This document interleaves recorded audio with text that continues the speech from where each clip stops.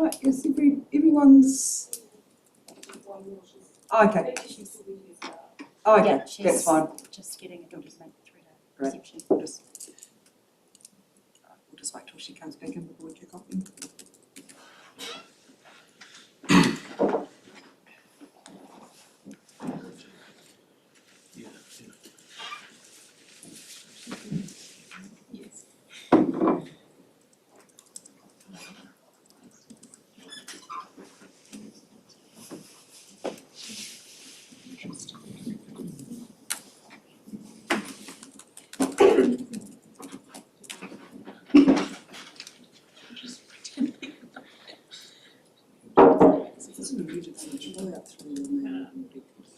Yes. Is that actually a door? Yeah. Like jump that That is. over. Sign on the car park. Yeah.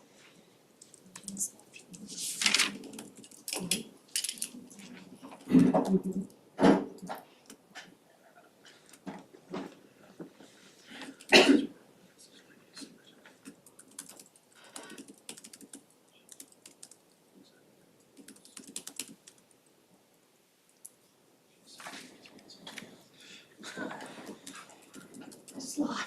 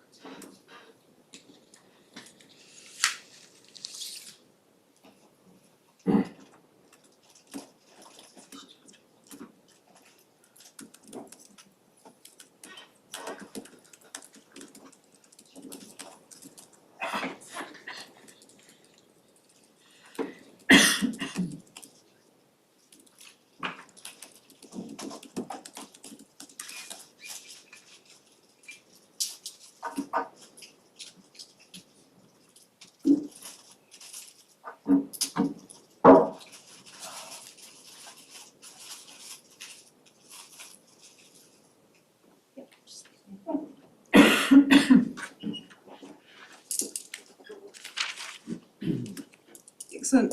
Good morning, everyone. Thanks for coming along today. My name's Bianca Sullivan. I've been delegated by the Southern Regional Council to hear and decide the consent applications by Platinum Dairies submitted. So this is application number 20211740, just to make sure we're all in the right place, which I think we are. So this application is for 4 consents. We've got a discharge permit to discharge agricultural effluent to land from up to 1,000 cows. That's a renewal. We've got a renewal of a water permit to take and use 120,000 litres a day of groundwater.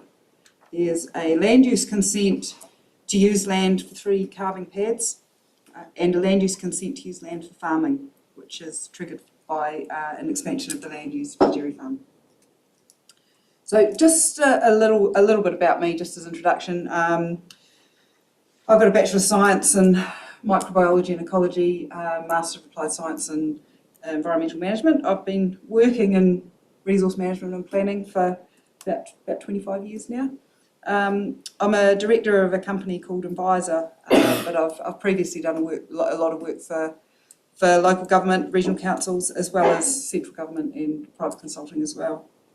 As some of you will no doubt be aware, hearings are a sort of quasi-judicial process, and there is a level of formality that's required.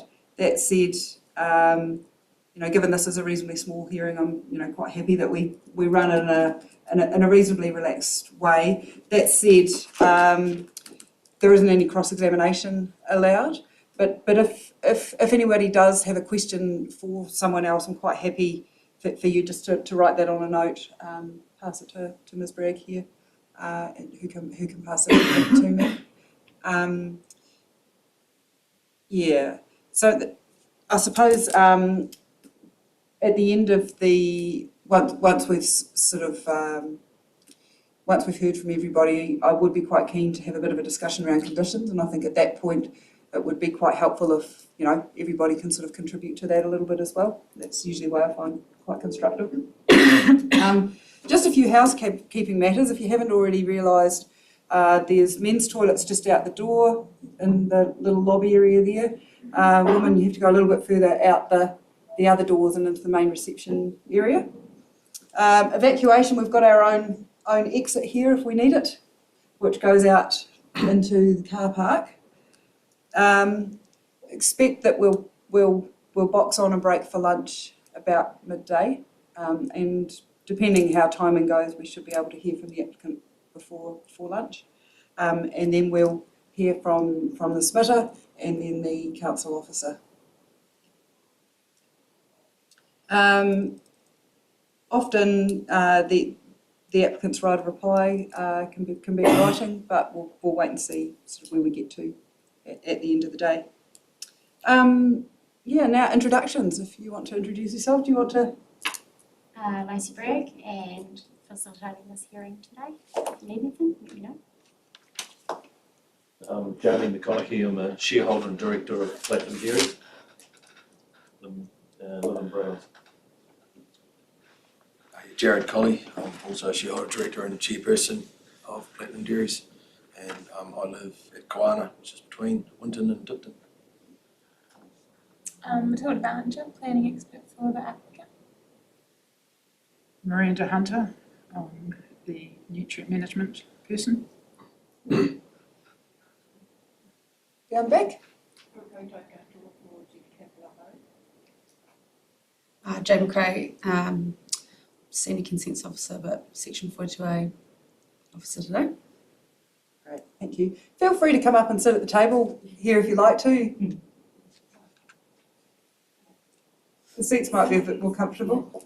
Much easier to hear. Yeah, you'll probably be able to hear better. You've even got your own label there too.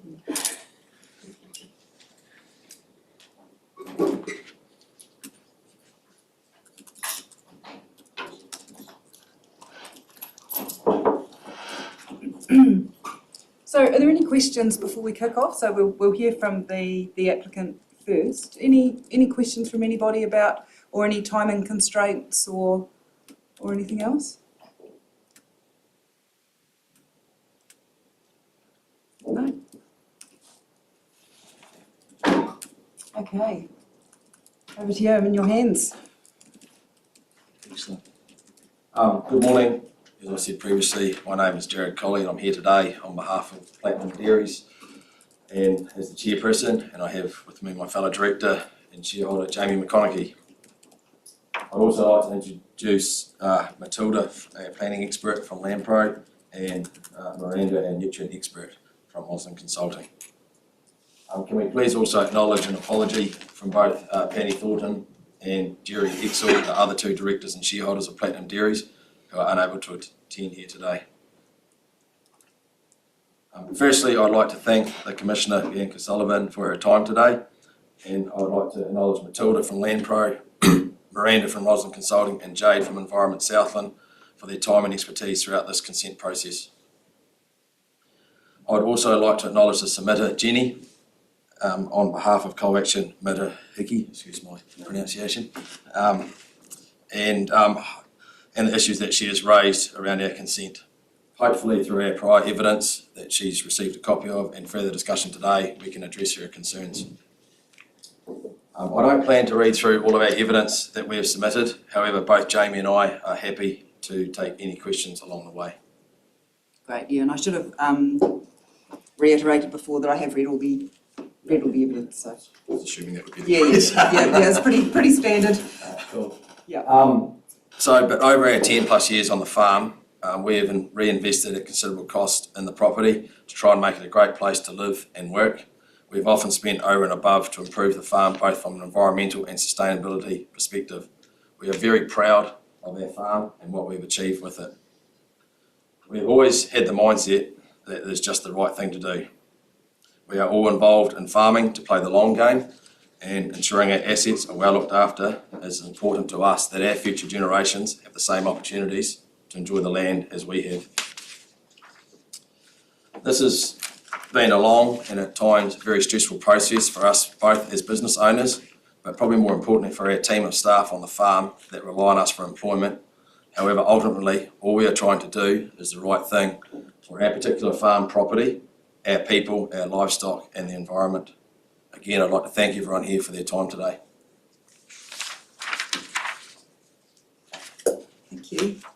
I do have a few questions.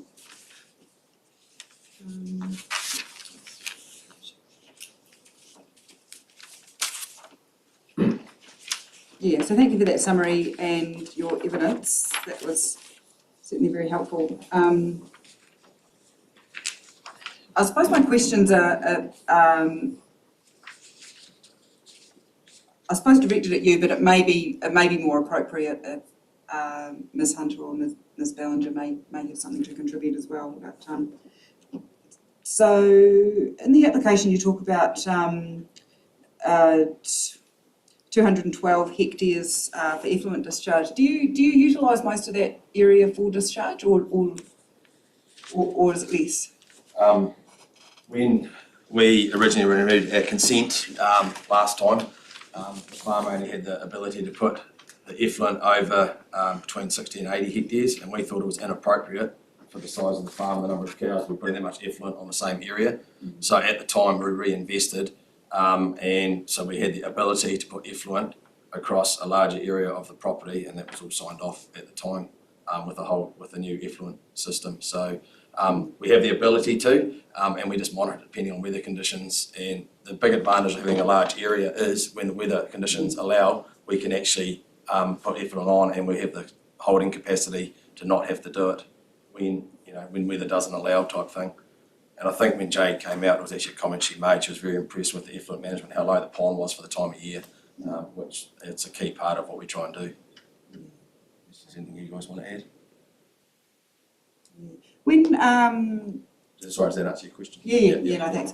When did you get the effluent consent you've got now? I was sort of looking in the documents trying to find when that was issued. I have to look 100% back, but 2012, 13, sort of, yeah. Actually, it expires in June 23, so it must have been 10 years ago. It'll be Is it October? yeah, October 23. 23, I think. Yeah. Sorry, we'll sort of move forward with this new one. Yeah, Focusing on that. exactly. That's in past. Yeah. I'll give you an example. We took advice at the time. We had a quote of $70,000. It ended up costing us in excess of $250,000 because we made the decision, because it was the right thing to do, to expand at the time. So we had that ability to manage our effluent better. The farm environmental management plan, that's I think there's a copy included with the application. Have you previously had a FEMP, or is that the first one for the property? We had one with our original plan back in 2013 with our consent. It was done by Hamish Kidd at the time with our original consent. So was that an effluent management plan or a farm environment plan? We had an effluent and a farm management one too. Yeah.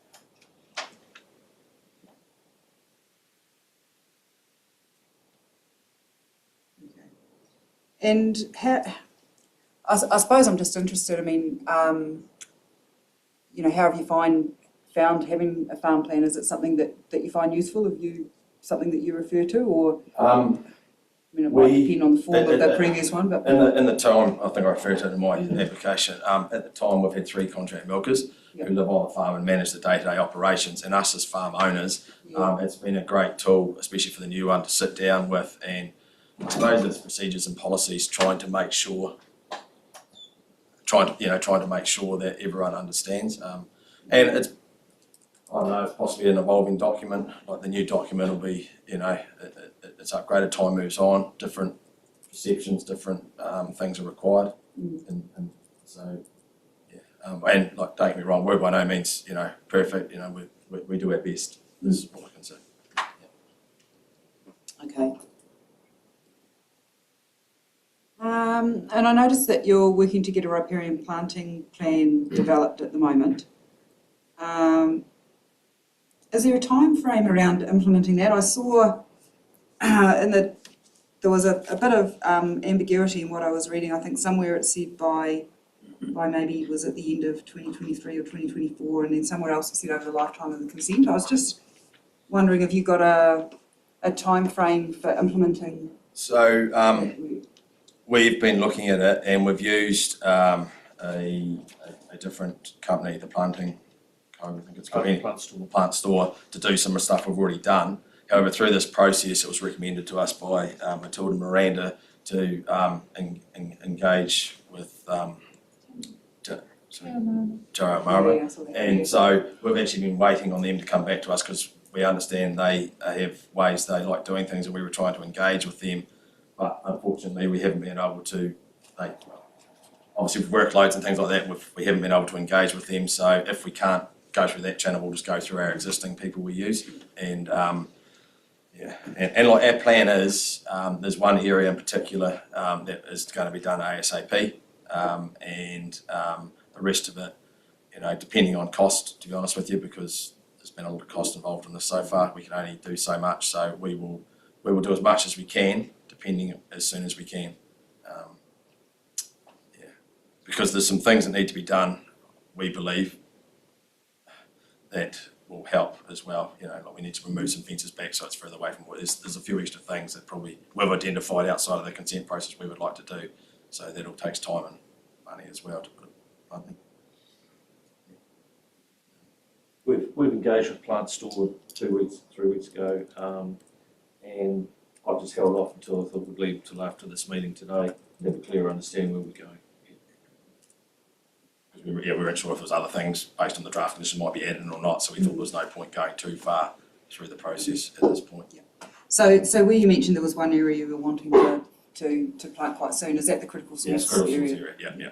It's got a temporary fence around at the moment since we identified it, and it'll be permanently fenced as soon as we can get a contractor there, which, as you probably might be all aware at the moment, trying to get anyone to do anything at the moment and get materials is not easy. So.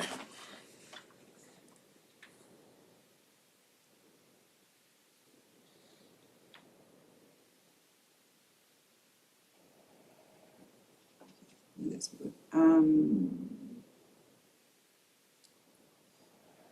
So how much more work do you have to do on the farm around minimising runoff from tracks and gateways, crossings, that kind of thing?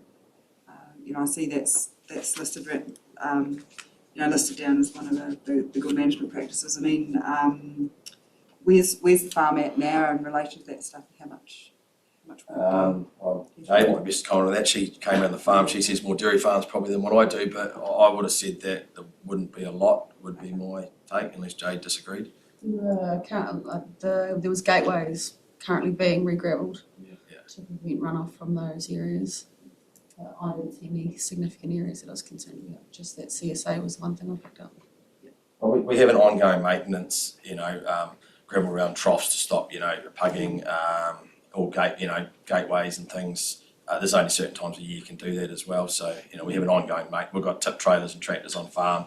Whenever you can get a digger there, we just try and, do what we can when we can.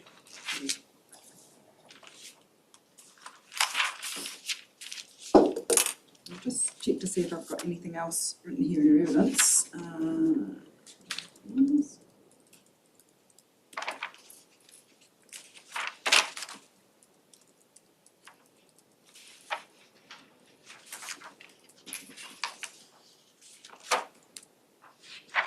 Have you had, over the time that you've owned the farm, have you had any non-compliances with existing consents or any issues? We haven't had any formal ones. We have had, years ago, I dealt with Glenn McMurdo from the consents team, and he was actually very complimentary of the way we handled things. And essentially what happened there, it's not funny, but there was, in a new effluent system, there was a malfunction on the end, a cap came off, and it happened, of course, being the weekend, and effluent was coming straight out the end. The alarm system didn't go off. So what happened there is Environment South, and we got them involved, and we actually dealt with, I just can't think of his name, he was a really good guy, had a beard, Rob, and he was absolutely gold. He made some suggestions. The following week we engaged with NINS and got them in, and we put another, which was supposed to be foolproof, but I won't guarantee that, system in place, because the first one was supposed to be foolproof. And that was, the lesson from that for us probably was to engage with Environment South and earlier. Like, a lot of people think they've got a big stick and they're there to, to tell you off all the time, but it's actually, if you engage with them, we've found them to be really helpful. And, even when Jade came out through this process, she made some recommendations, stuff we've tried to incorporate into what we're doing. So we see it as a collaborative process. But stuff goes wrong when you've got 5 or 6 people that get tired at different times, and unfortunately, we did minimise any impact to waterways and things like that. So that's, I think, that would be the only one. And because, and I've actually got a copy of the letter at home. If I knew you were going to ask, we could have brought the letter. But Glenn actually commended us on the way we behaved and acted, and gave me some examples of how some other people behaved, which I thought was quite horrifying for the environment, health and staff, to be fair. So and he actually said, by the way we conducted ourselves helped with the outcome. So it's a good lesson.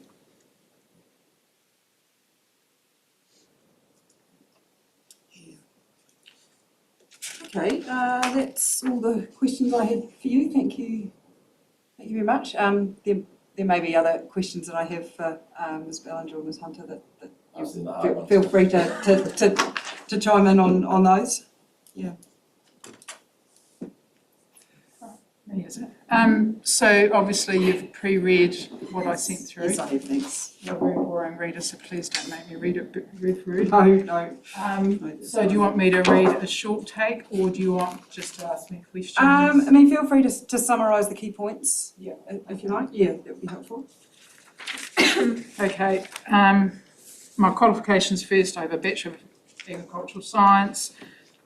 I am a CNMA. I've been around for a long time. I've worked for 30 plus years in farm systems. So a key thing about this application was to get advice from Environment Southland as to the modelling method. So that advice has been followed. Okay, so there's been no changes from that advice. There were 3 nutrient budgets done. The milking platform in the 2021 season Muir block, and then the proposed combined. Okay, overall it showed when the modelling was done that the N and P loss were going to decrease. The key drivers to that were the increase in milking cow numbers to the legal number that are currently able to be milked, a reduction in cows wintered, a reduction in winter crop area, reduction in nitrogen fertiliser use, removal of the Jersey bulls, reduce young stock numbers, and reducing the Olsen P. So those were the key drivers. Okay. That nutrient budget was reviewed, and there was nothing major that came through on that review process. There was one minor question which a response was given to that question, and so there's been no follow-up questions or anything like that. As happens with Overseer, we then moved on to version 6.4.3 and remodelled the numbers, just rolling through that model, and there was no major changes within version changes. In terms of the Olsen P, one of the key factors in the modelling is reducing that Olsen P from 35 to 30. As I've written down, phosphorus is an essential macronutrient for pasture growth. Some short takers, the higher your Olsen P, normally the more P loss you get. So reducing that Olsen P is a key component. In my view, it is a mitigation because to grow high levels of pasture, you require that, Olsen P becomes important. And then in terms of Overseer uncertainty, I mean, the short takers, we minimise the uncertainty in Overseer because when we do the modelling, we take a approach that the files are similar, and so there's no changes to the actual, fundamentals like soils, climate. Those are those key drivers. Overseer is a model, and as such is only a model. In terms of calibration, Ag Research, who build the gearbox, have measured 4 sites in Southland and calibrated Overseer. So when I do a Overseer, I look at the research papers and see how far away my modelling looks. So to give me some comfort and some confidence that we are within sort of Kiwi. Obviously, the Science Advisory Panel have had a look at Overseer, raised some concerns around the numbers being accurate for a consenting purpose.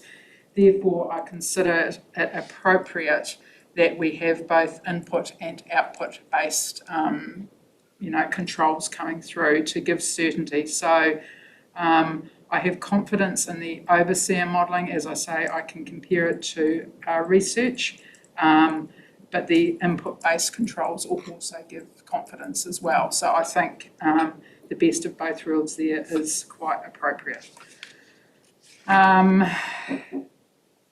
So in terms of my conclusion, the way it's been modelled, the 2021 is a fair baseline as it reflects a long-term average farm system, which links in with what is required in modelling.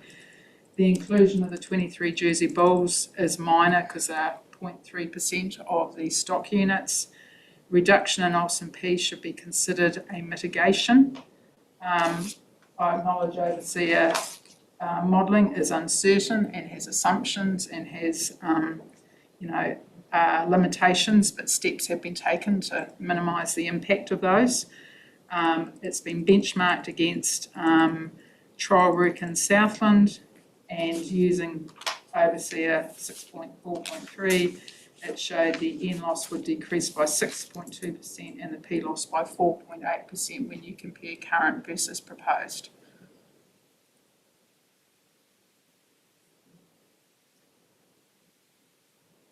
Thank you for that. I do have a few questions.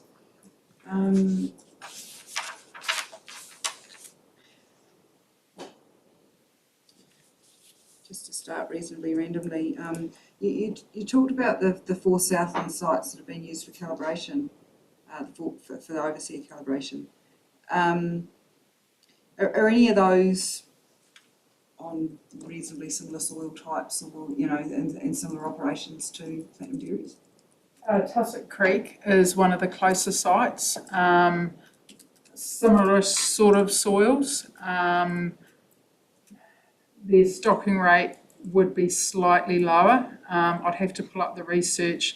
The Platinum Dairies N loss was a bit higher than the Tussock Creek, but that would be expected because they're producing, they're at a higher stocking rate and would be at a higher kilos of milk solids production per hectare. So it's within the realms of reasonable. Yeah, okay. And similar rainfall and those sorts of things. So, reasonably comfortable that we're close enough. Yeah. How much extra comfort does that give you in your Overseer results? And I see, you're comparing 2 different files for the same property. You've got, there are,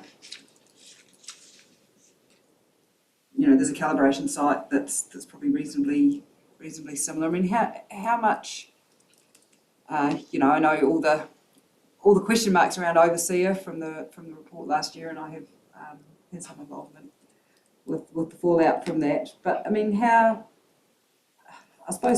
comfortable are you in the results from Overseer for this property?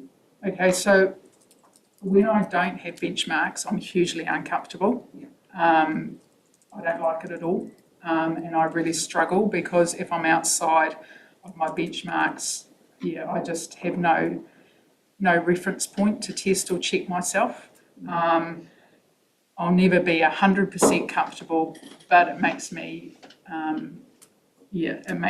quite positive that I can have that benchmark. So I'm as comfortable as I will be ever because of the closeness of the benchmarks I've got.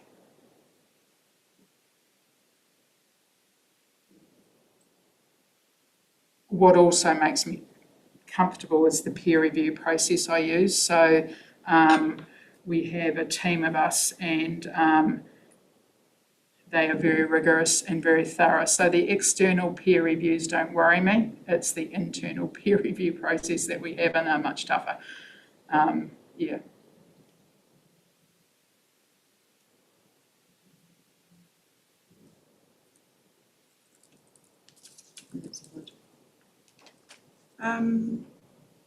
So both the scenarios, so the current and the proposed combined scenarios, and this is just to clarify for my purposes, whether the current scenario, I presume, had the lower cow numbers that's been. Yeah, so it had actuals rather than consented cow numbers. Yeah.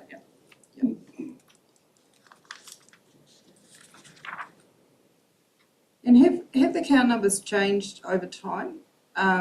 Using 2021, saying that's a representative year for the current operation. And this is, feel free to jump in here. Have you ever had up to 1,000 cows on the property, or how's the number varied over time? Yeah, so I suppose I would have to refer to a spreadsheet. So I went through with the applicants and I collected 5 years worth of data just so I could get a good feel and have some confidence around the data that I was being given. But I would have to refer to that to answer that question. So Jared's probably better to answer it. Previous to us owning the farm, there was possibly more than 1,000 cows milked, but anyway, we won't go there.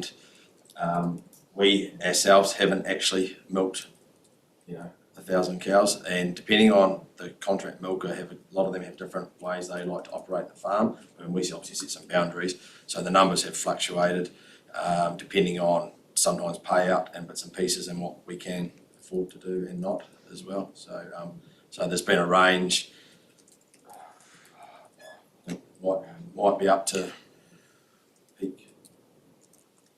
There's ranges. I think it's been as low as 780 1 year, and then it's been up to.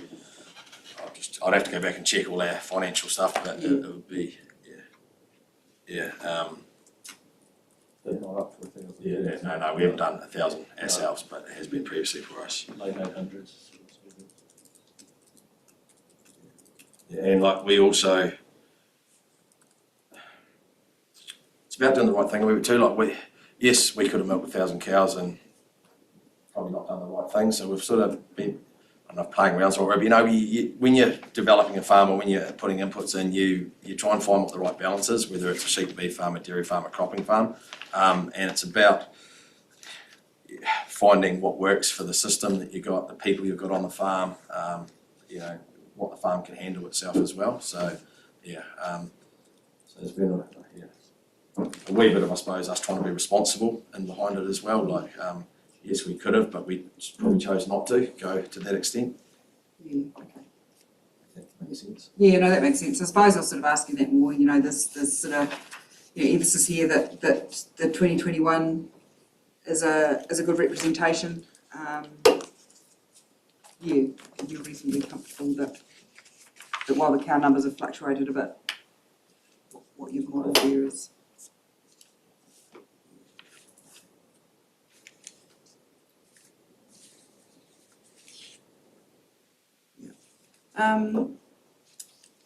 And are all the GMPs, they in both the overseer, the current and the future budgets? So you'll be aware that overseer is not spatially explicit and you can only, it is what it is. So you've only got, limitations.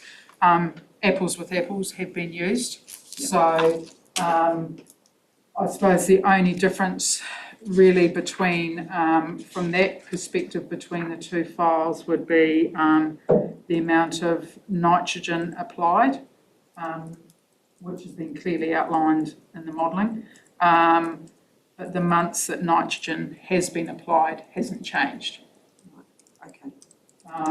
But in terms of the fencing of, critical source areas, those sorts of things, that hasn't been included in any modelling that, that I am able to do, with an overseer.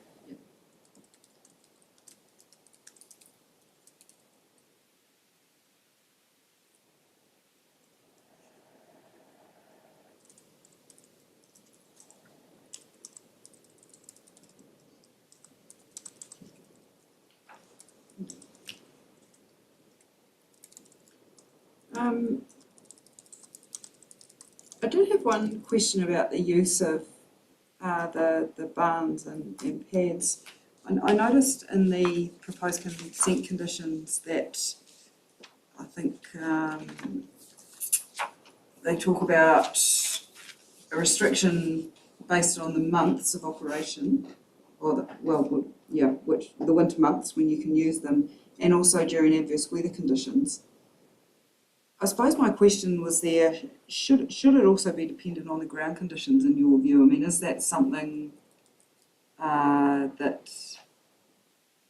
suppose you wouldn't call, if the sun's shining and it's a lovely day, you wouldn't say there's an adverse, it's not adverse weather conditions, but if you've just had major rainfall and the ground's turned to mud, I'm just wondering in your view if you think that condition is actually going to be achieving what it's intended to achieve. So maybe I can answer from a modelling perspective and then hand over to you, Matilda. When I do the modelling, I tend to do, if you like, worst case scenario. So when it comes to, because inherently I'm a wee bit conservative, so I tend to do, if you like, the least amount that the pads will be used, and then if they're used any more than that, it's going to be better than that in terms of nutrient loss. From a farm systems perspective, you would have rocks in your head if you didn't use off-paddock facilities when the ground conditions aren't good, because you're going to do pasture damage and you won't grow that level of pasture that you intend to grow. So, so I suppose from a modelling point of view, I've undercooked how much those pads are going to be because I didn't want to overcook the reductions that would be achieved by those pads. So I'll hand over to Matilda and then she can maybe talk about the consent condition. Yeah, I mean, I can't say what compliance will say when they come on farm, but I would like to think that it has been raining for a week and then they come out on a sunny day, that they would still consider that to be the adverse weather just by looking at the ground and saying yes or no. But I mean, we can tweak the wording of that consent. I don't have it exactly in front of me I don't know what Miranda modelled, but what was modelled in the desk assessment to show storage capability in terms of if you use the cow more, how much. Well, that was, that was one thing maybe we'll discuss that now, sort of looking at too, to what extent does the desk assessment, how much time on the pads does that? Yeah, so I do believe that Jade might be able to pipe in, is that the desk had the cows on the pads for more than what Miranda modelled, and because Miranda modelled worst case scenario, so did the desk, as opposed, like Miranda modelled least amount of time, and the desk showed the most amount of time. I believe that the storage required is 4,214 cubic metres and they have 4,937, so there's about 600 cubes there of buffer. Given that only one of the pads is connected to the effluent system, I'd say that was plenty of storage.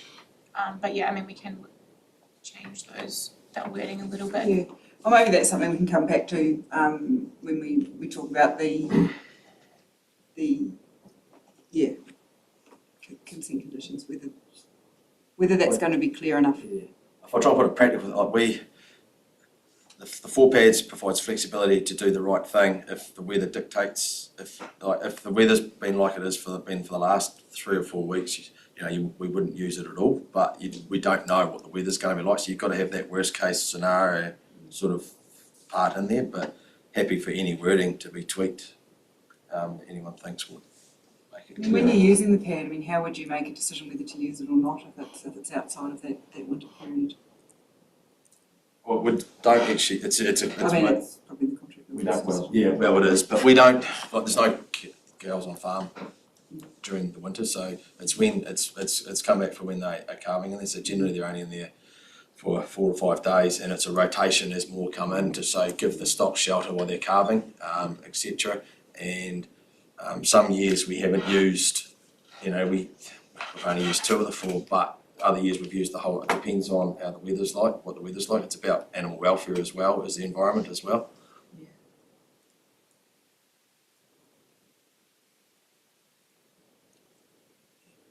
I think we're trying to, I suppose, ask for the ability to use, but hopefully not require, if that makes sense.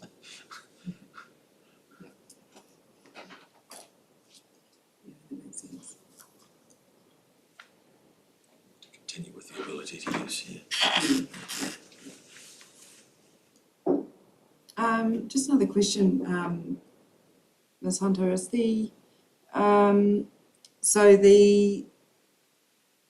modelling with the synthetic nitrogen reducing from 216 kilograms down to 190, how does that contribute to the overseer reduction? I mean, I'm just interested in what the main Drivers. what the main drivers are in your view.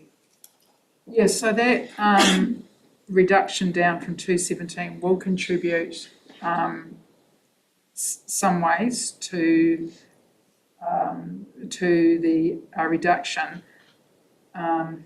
but not hugely. Some of the other, so the bigger, if I looked at the big levers, the crop area change is a big lever. So that's probably the biggest one in terms of N. Reducing, if I reduced the amount of nitrogen in the baseline, I would have had to reduce the amount of pasture grown, and then I would have had to increase the amount of supplement coming in to make it feasible. So you'd end up in a slightly closed loop.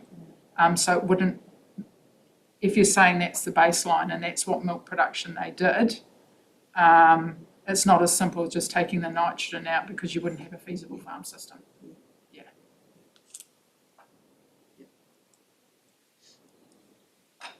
But it is, so there's 2 things. The winter crop area is a key driver, and the reducing the Olsen P to 30 is a key driver.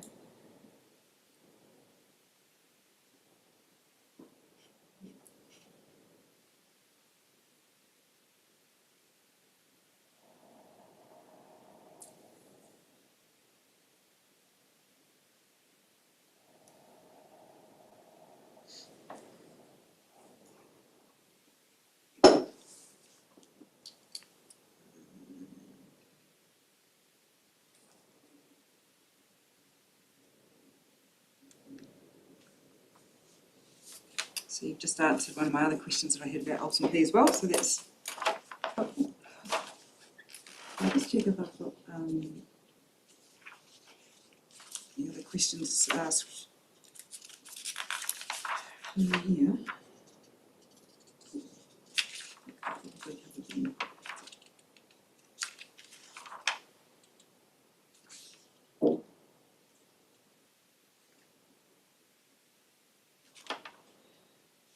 How long do you think it would take to get the Olsen P down to 30 from what it is now? Is that something you can comment on? Yeah, you'd be worried if you drop by more than a couple of units a year.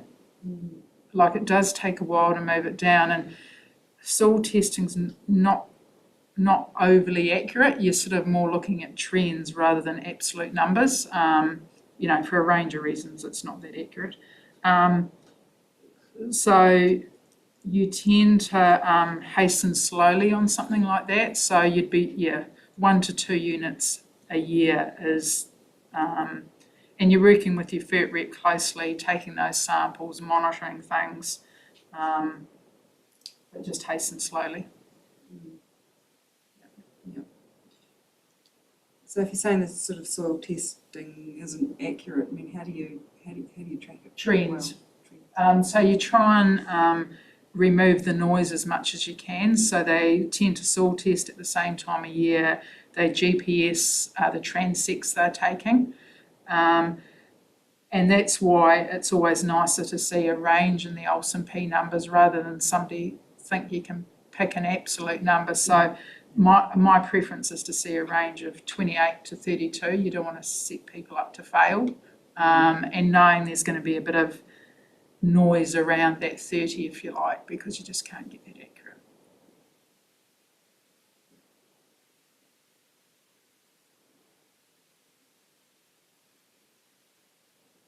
But over time, soil test trends are very powerful.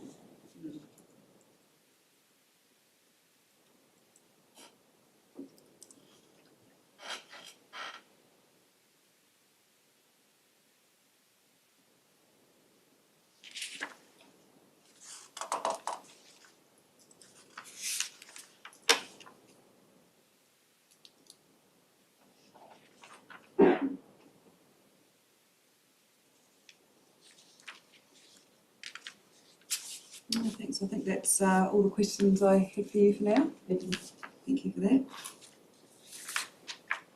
Over to you, Ms. Bellinger. So, Jared and Randy summarised the application pretty well. I guess from my perspective, I've read the 42A report and I'm in agreement with all of that, which is really helpful.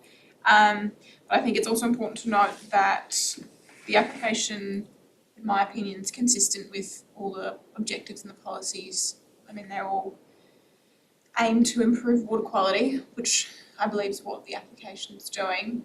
Rand has modelled a 6.2% reduction in N and a 4.8% reduction in P.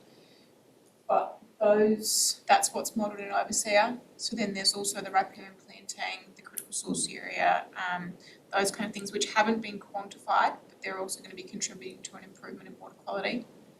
I guess the important thing from my perspective is that an improvement in water quality would be made over time if this application wasn't in place, like if they were just continuing as is in terms of FMUs, new plans, freshwater farm plans as things go on, limit settings. But for me, the key thing is Toronto's Wire wants to stop a further reduction immediately. We want to see an improvement in the next 5 years and we want to reverse past damage to bring it to a healthy state. And so this application would be doing that immediately and now, like within that 5 years that they're requiring by the time you take into account that the plants need to grow. And as Miranda said, like Olsen P needs to a couple of years to get down. But yeah, I'd be saying that it was consistent with that because it's making an improvement now, an improvement that we can quantify and actually see, as opposed to waiting for time for those things to come into place, like the new plan and limit setting. Yeah, that's pretty much my summary. Okay, thank you. You're saying that improvement should occur now. I mean, I suppose what's the key basis for that? I mean, would some of those things like, fencing the critical source area, those sorts of things be happening regardless? And I know, there are requirements in the Southland Water and Land Plan for farm environment plans and for sort of starting to move on those sorts of things anyway. What are the main drivers for that improvement? I think farmers learn a lot through the consenting process and they will think that they are fencing the critical source areas and managing those areas well. And then through this process they can learn that there is more that can be done. I mean, a prime example of that is on our site visit, we identified a critical source area that needs to be fenced off and planted, and that may or may not have happened, and if it did, it might not have happened until someone else came on farm down the track and said this needs to be fenced. So I guess GMP plan says fence critical source area, but until someone actually tells you what it is, it's not going to happen. Yeah.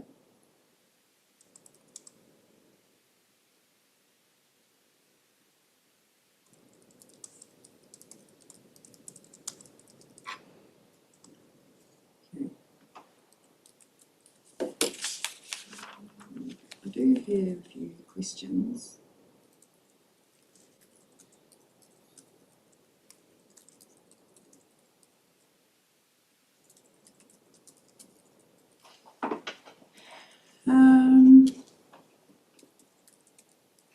So one thing here, and I'm pretty sure I know the answer to this, but I'm just interested in your view. Are you satisfied that 1,000 cows could have been, dairy cows could have been on the platform without the mule block? And I'm talking there, I suppose, about a sort of, consented baseline or whatever you want to call it, part of the existing environment. And I suppose from that, are there any restrictions in the plan or in the NESF or anything like that would have restricted platinum dairies to what they had in the previous however long? Are you aware of any? In terms of whether the land could handle it. No, so not whether the land could Yeah. handle it, more from a planning perspective, So whether they would there have been able to, in the sense that they wouldn't have triggered any of the rules. They would have triggered under the NES, they would have needed a consent for the feed pads, but that wouldn't have triggered the rule which requires a comparison from the 2nd September 2020, so there wasn't 1,000 cows on the farm then, so that they would have still been able to do that given that they had a discharge permit that allowed them to have 1,000 cows. So as far as a consented baseline goes, they would have been able to milk 1,000 cows until that expired in October 2023. When that came up for renewal, they obviously would have had to analysed what was happening on farm with all of the relevant policies and plans in the proposed plan, which would have required them to make an improvement in water quality, but it wouldn't have necessarily meant they had to drop any cow numbers to what they were doing in the past, because they wouldn't have triggered Rule 20 without the mule block. Like policy 15B is going to make them have an improvement in water quality, but they could have done that through riparian planting. They could have demonstrated that through riparian planting in critical source areas, and there's no cut date they have to make that requirement, that comparison for, unlike the NES, and Rule 20, that they trigger under this process. So in your view, it's only the addition of the mule block that's triggering the requirement or triggering it being considered as intensification rather than any increase in cow numbers.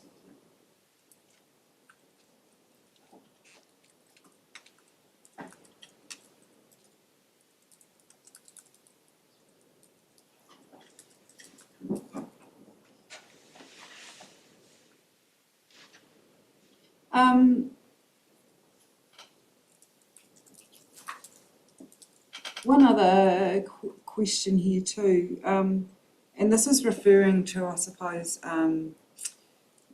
replacement consents under section 124, and I suppose my consideration is a little bit broader under 124, that I consider sort of existing investment and those sorts of things as well, as to whether it's not covered by section 124. Do you consider that, and this is something I'll probably ask you, Ms. McRae, as well, do you consider that section 124 should apply when there has been a change in land area? Do you think that that's material to whether I can consider section 124? As in because they're increasing? Yeah. I don't have the wording exactly in front of me, and I'd have to probably think about that one. But I would be probably saying that because they're increasing that land area, 124 doesn't apply anymore. Like by putting an application into the system without the mule block, they'd have 124 continuance rights. But they're not doing the same as what they were doing.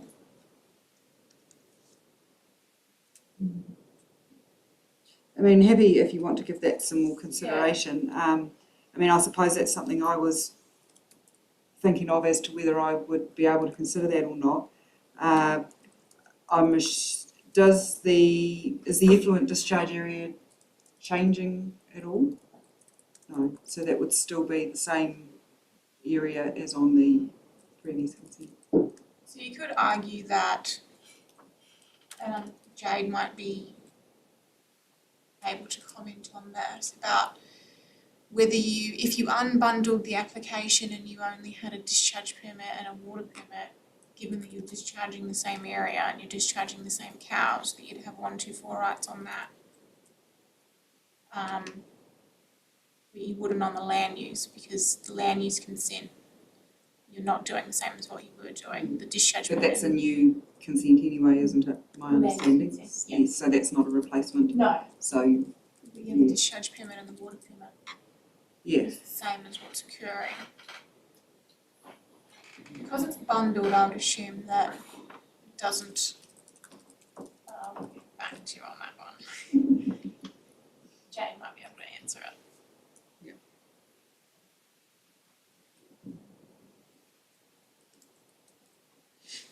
Yeah, I mean, I suppose the replacement applications are the effluent and the water permit. The taken use of water, I mean, I suppose it's the, stock water and dairy shed, which is, Yeah, so 124, Miranda's just given me the wording of it. It's 124B and 124C apply to application. They apply to the extent described is equal or smaller than the amount of resource that is allocated to the same type of activity and is left up to deduction. I'd have to get back to you, sorry. yeah.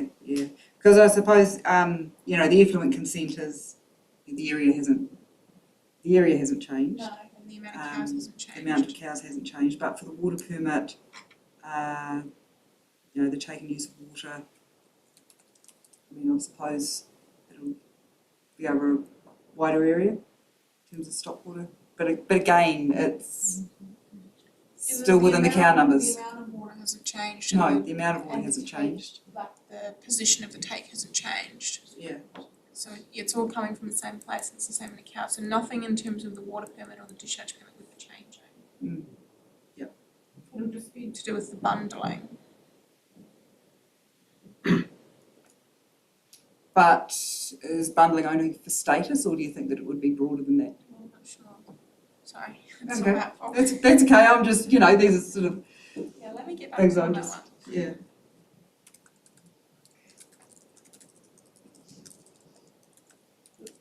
The water's coming from the same place as what the previous owner took it from when they were milking over 1,000 cows, so does it help? It's the same bore, it's the same. Right. Same, and the numbers have fluctuated over time anyway. And Yeah. So I don't know if that helps or not, but it's. Yeah. I mean, I would, in respect to bundling, I suppose there's no, section 124 can't be applied to the new consents anyway. It only applies to the water permit Yeah, and the the existing ones, yeah. Yeah. Okay. Now.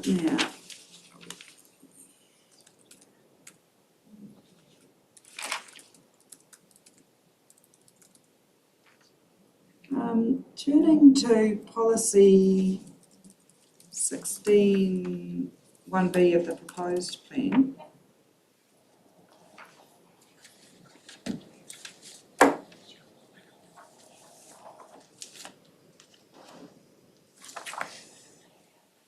So this is a policy that talks about minimising the adverse environmental effects from farming activities. So 1B talks about in the interim period prior to development of freshwater objectives under the freshwater management unit processes. Yep. Applications to establish new or further intensify existing dairy farming or cows or intensive winter grazing will be generally not granted where and where. There's a list of points there. Yeah. Do you consider this to be intensification? One question. Jane and I have talked about this outside of the hearing process. Intensification is a word that's not specifically defined in the plan. There's a broad kind of general rule of thumb that intensification means more cows above what's consented. But then you could also look at it that I think it's important to look at the part of 1B that says to establish new or further intensifying existing dairy farming of cows or intensive winter grazing activities. In this case, the intensive winter grazing is decreasing. The stocking rate is decreasing. What else did I have? The nutrient contaminant loadings are decreasing. So you could argue that wasn't intensification. They're still doing what they were doing, which is the 1,000 cows, but they're spreading it over a larger land area, which means that instead of having everything condensed, you'd be detensifying the scenario. I think it's also important with that wording of policy 16.1b where it says generally not be granted. It would be my opinion that the generally means that there's a way forward through that even if you were applying for more cows, which they're not, they're only doing their 1,000, but if you were to look at it from what they're currently doing at the moment, it's like 50 more or something than what they've got on there at the moment. So if you did look at that as intensification because they're wanting more cows than what they currently have, even though they're consented, that generally but allows you to go through because it's saying that there's going to be exceptions to that policy, and the exceptions, in my opinion, would be ones where there is an improvement that's going to be made. But I understand that the objective of policy 16 is to have an improvement in water quality. So we've shown that through overseer and then also the other mitigations like riparian planting and the critical source areas, that there is going to be an improvement in water quality. So that would be where they would fall in, they'd fall outside of that generally, they'd be in the exception. And I guess that policy says that, and that was from 2018, and there's new ones, the NPS FM, which has, to my knowledge, which says, have an improvement in water quality now, which is what would be occurring if this was to be granted.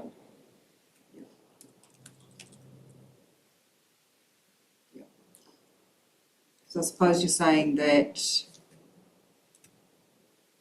even though intensification is not defined, because the cows are within the existing consented limits, intensive winter grazing is decreasing, contaminant loads decreasing, you wouldn't necessarily consider, but if I was to consider that intensification, then you think because of those things, and you consider there to be an overall decrease.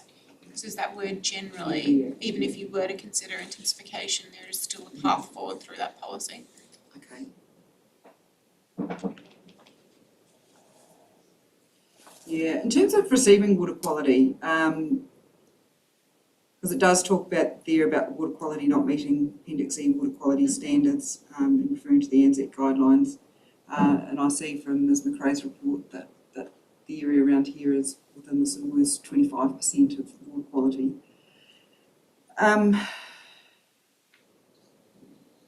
suppose I was sort of looking, how bad is it? And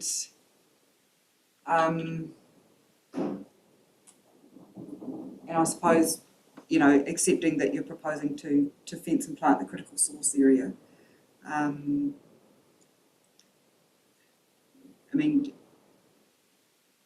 suppose, do you think that what's proposed here is going far enough, given the degraded nature of the water quality in the area? All of Southland is degraded, right? I'm not aware of any of the catchments that meet those requirements. And I can't say compare it with somewhere down the road that's worse, because it's just, there are places down the road that are a lot worse. I don't have the exact water quality numbers in front of me, I did see that in Jade's report, she had recent testing. Yeah, for Testing. groundwater quality, but not necessarily surface water. Yeah. And I suppose I'm sort of noting from here, from the soils, you know, often it's sort of sovereign so flow there's- or drainage There's runoff only the that's one probably going to waterway be. on the property, but runs down the middle of it. So I guess in their case, it's quite lucky that they only have the one to deal with. But with a riparian plant, all of that, as well as dealing with the critical source area at the top of that waterway, I'd be saying that what's available to them, that they would be making an improvement, which is what's required.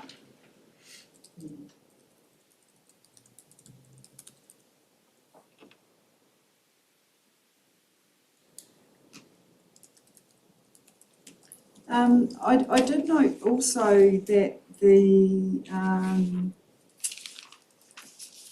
just on the right piece of paper here.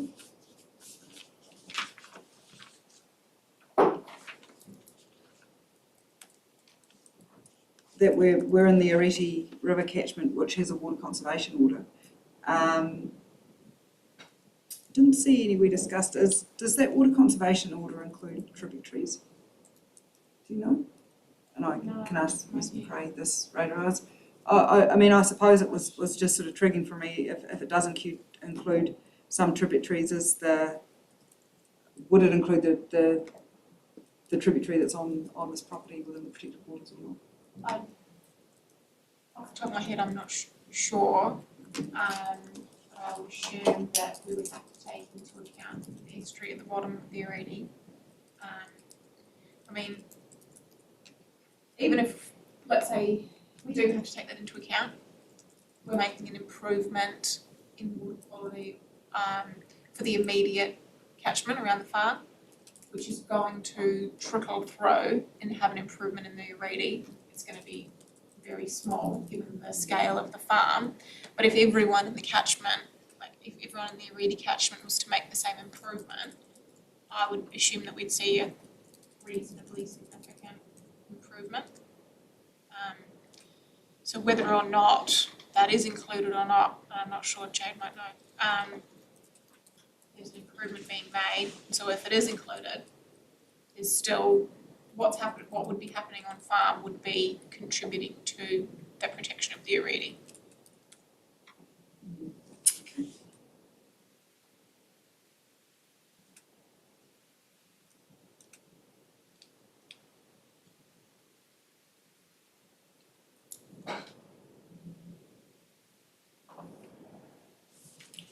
Yeah, I'll just see.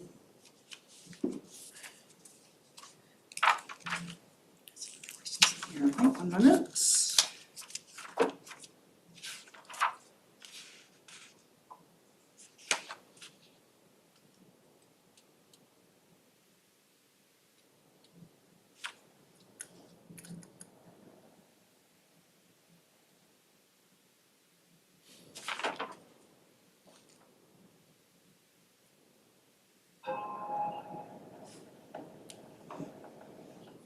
Just turning to evidence, I just see in paragraphs 34 and 35.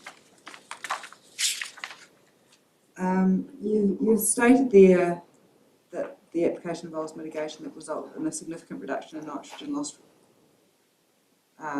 to water and a significant reduction in phosphorus. I mean, the percentages don't seem, are they sufficient to call it a significant reduction? I guess I'm taking into account those things that are excluded from those percentages, which would be the riparian planting and just fencing off of the critical source areas which haven't been quantified. I would like to think that by the time they were quantified that it would be significant, but it could also just be called a reduction. I mean, there's no definition of significant.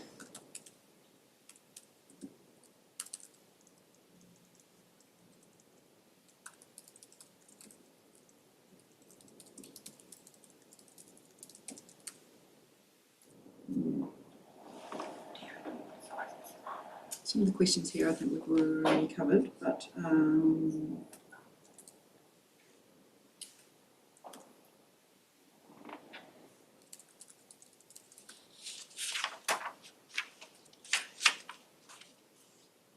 so, but I did have a few questions around conditions, which I'm keen for your comments on too, but maybe we can discuss those later, might be the easiest way to approach that.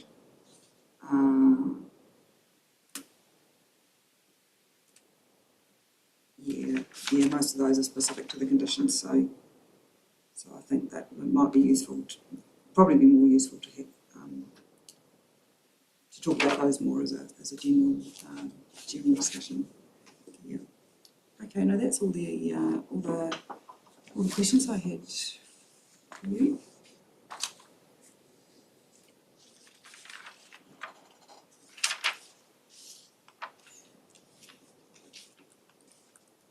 Yeah, not sure if you've got a presentation or anything you want to run through. So I must apologise, I haven't got access to a printer and I've been in Tangi and Otatahi all weekend, so I'm sorry that I've not done my homework like I should have done. That's okay. Yeah, it's entirely up to you what you know, whether you have something in writing or say. Yeah, great. So I've got, thanks to my helpful person here, she's run some off for me, so I can send it round to you on an email anyway. So. Yeah, if you could, that would be great. Was unavailable and the email went to them and they're off. Okay. So. Yeah. If you could pass that round or email, that'd be great. It means I won't have to write everything down.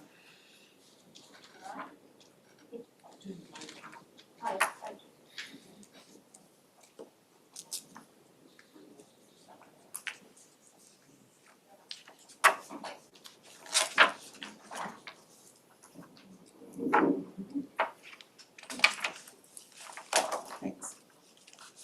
So I have read your submission, Ms. Campbell, and thank you very much for that.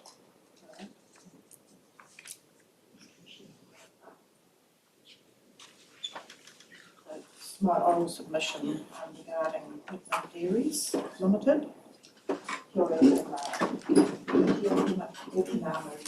May be small, but it is very precious. Nā mihi kia Papatuanuku, nā mihi kia Ranganui, ko Reti Toku Awa, ko Takatini Takumonga, Takatini Takumoka, ko Ro Araha, Toku Marae, ko Ngāi Tahu Toku Iwi, no Mossburn Aho, ko Jenny Campbell Ho. So I've come to speak to this application for force consents for proposed activities at 149 Mackenzie Road, Lock Hill. So thank you for the chance to address this hearing, Commissioner Sullivan, and to participate in this process and for your listening ear to my views. I'll sit down now. Sure, that's fine.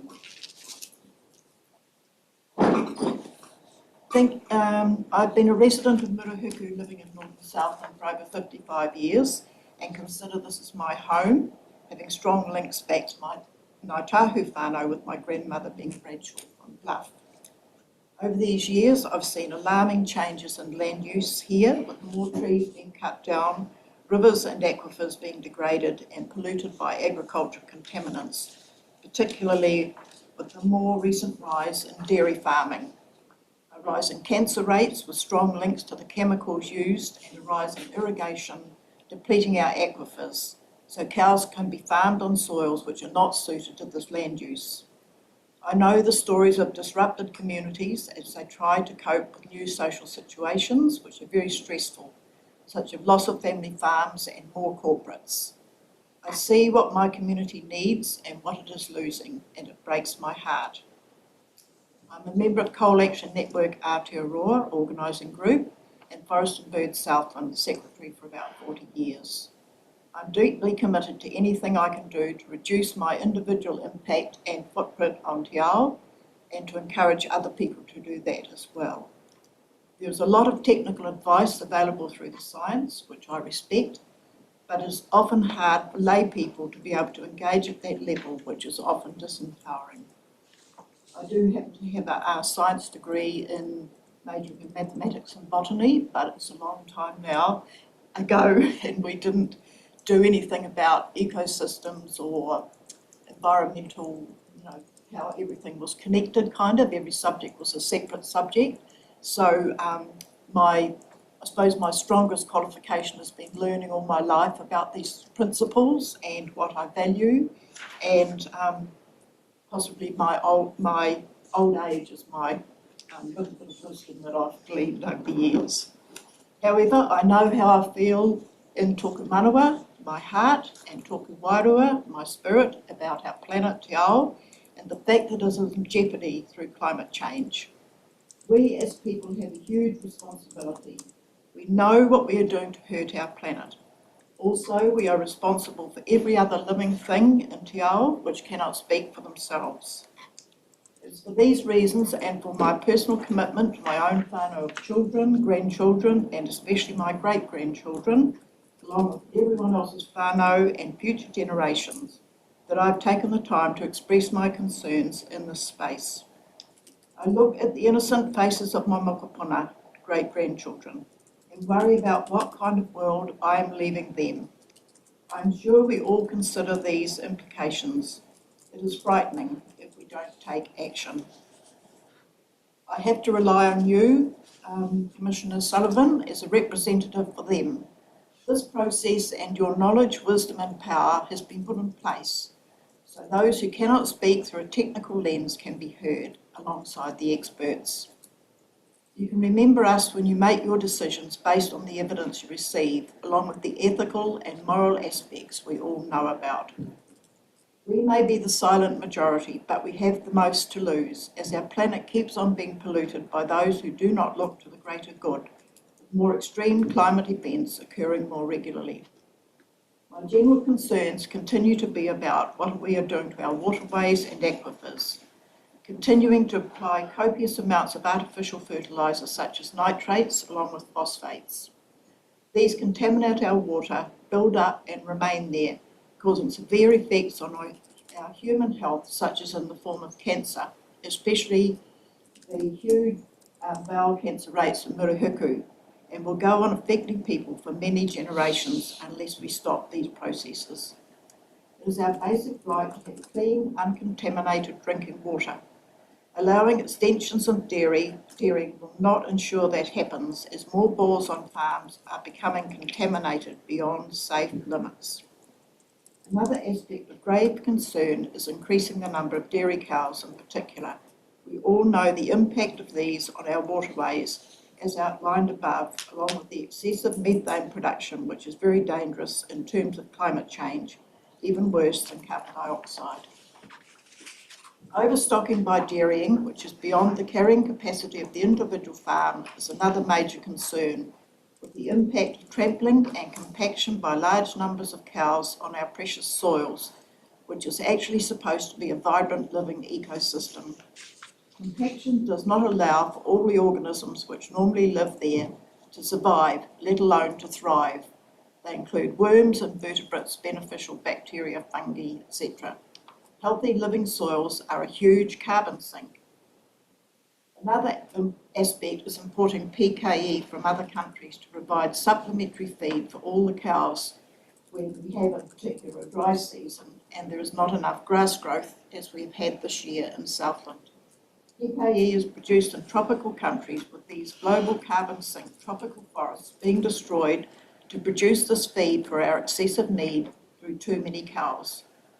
I'm writing this after our emissions reduction plan has been announced, to try to keep our carbon emissions to such a level that our global warming does not exceed 1.5 degrees Celsius.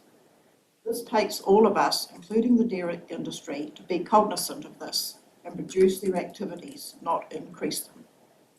They are losing their social licence to operate. This seems very applicable to this current consent application, as we need to act now on all fronts. It is the cumulative effects on our environment of not only this proposal, but of other operations in this area already, which are major concerns of mine.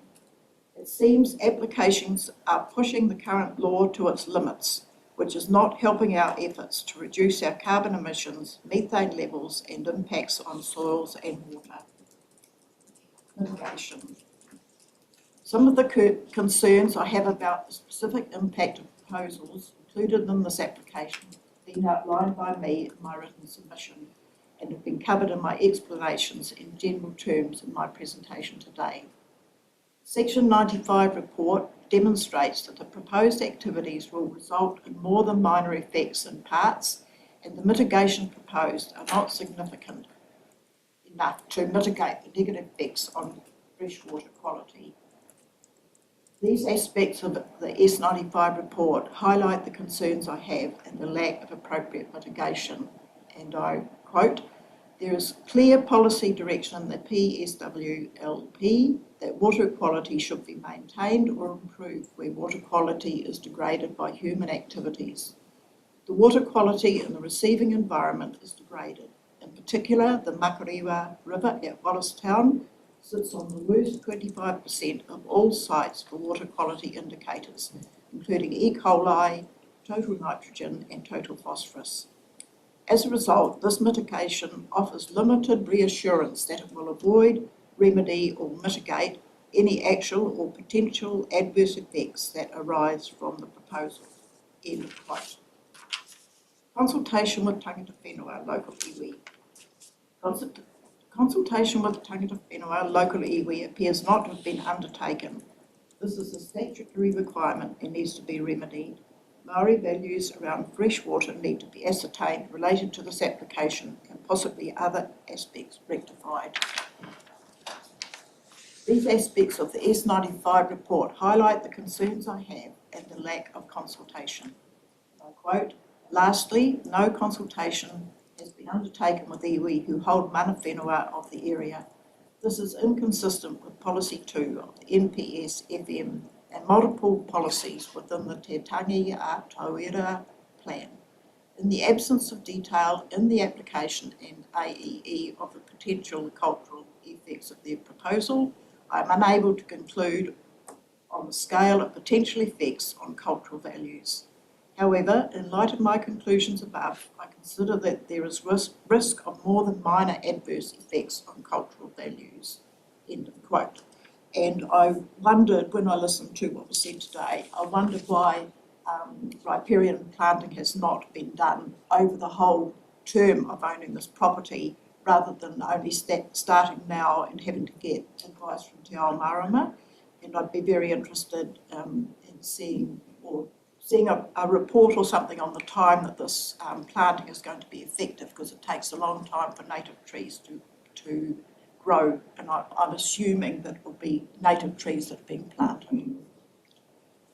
The summary of the S95 report highlights the concerns I have, and I quote, "I consider the adverse effects from the discharge of agricultural effluent to land, the daily abstraction of groundwater, and the use of land for multiple pads and barns will be less than minor. However, as a result of what the person had written above, I consider that the adverse effects from the proposed expansion of a dairy farm will be more than minor. We must learn from," this is my quote now, not quoting, "we must learn from our mistakes and not continue to make them as we strive to reduce our impact on our very fragile environment." And one of the other things I wanted to ask about, or ask people to reflect on, I'd be very interested if you're contemplating changing your system altogether, using regenerative agriculture methods to take all the pressure off your animals, staff, water and pollution caused by the huge inputs expected to maintain this industrial model, which is based on monetary outcomes as a priority. Diversity of land use is one way of reducing the impact of this industrial system on the environment.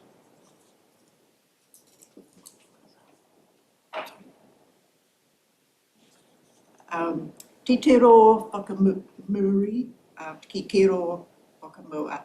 Look back and reflect so we can move forward. And the relief I seek that the application is declined. If the application is not declined, then improved mitigation measures must be put in place that independent experts verify will not result in any increase in contaminants in the receiving water bodies. Also, that the mitigation measures contribute to a reduction in existing contaminants by the time the proposed increased dairying activities commence.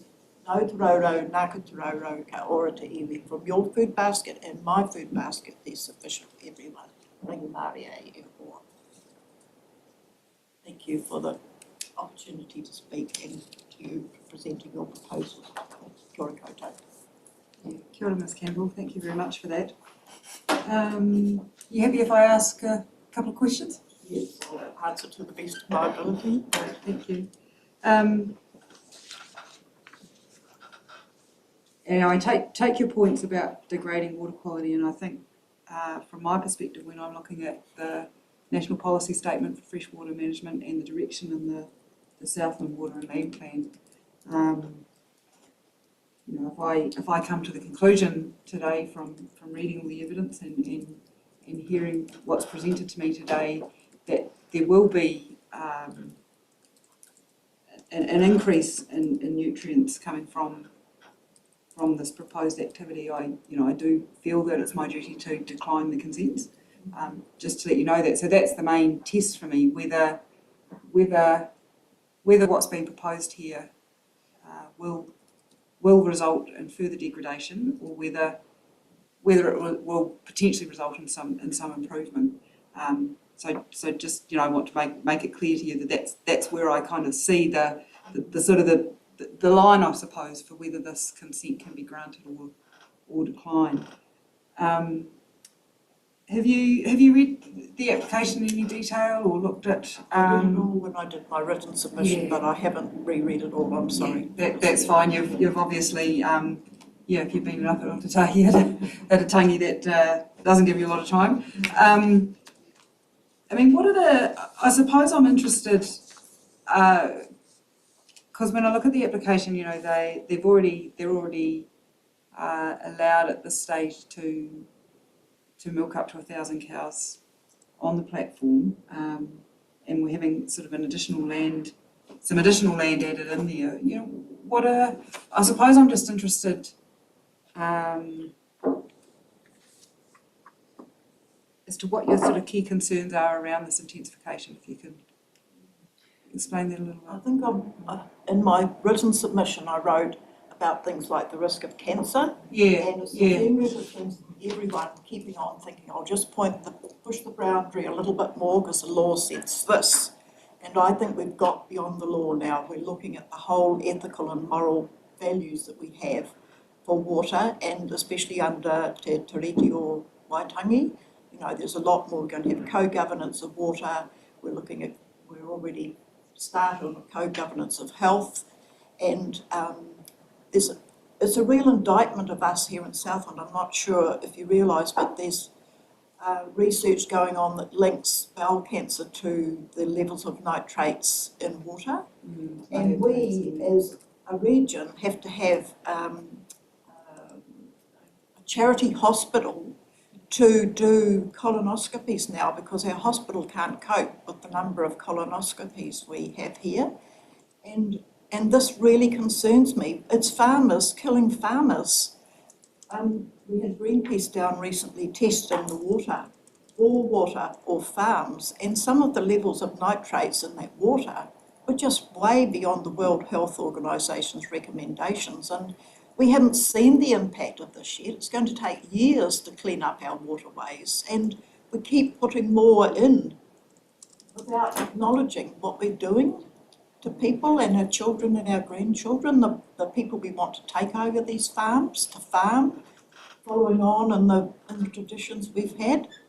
I suppose when I was a child, 200 cows was the maximum that my uncle had next door. We went over to Billy and got milk out of the vat and all that stuff. It never crossed my mind that we'd ever get to this stage with industrial farming. And I suppose I've lived too long to see too many changes, but that's the thing that really concerns me. Are we looking, from my whakatauki, look back and reflect so we can move forward? Are we doing that enough? sorry, I just get so passionate. Oh, no, I have that's to fine. come and say this. Yeah. Because if I don't, I'm not living up to the values that and like I said, mine and everyone else's children and grandchildren and every other living thing on this planet relies on us making the right decisions for the future. And the Climate Commission has told us to do this, the government said it's a climate emergency, just because we haven't tweaked the little laws under the Land and Water Plan and Southland or whatever, doesn't mean to say we shouldn't be considering those things.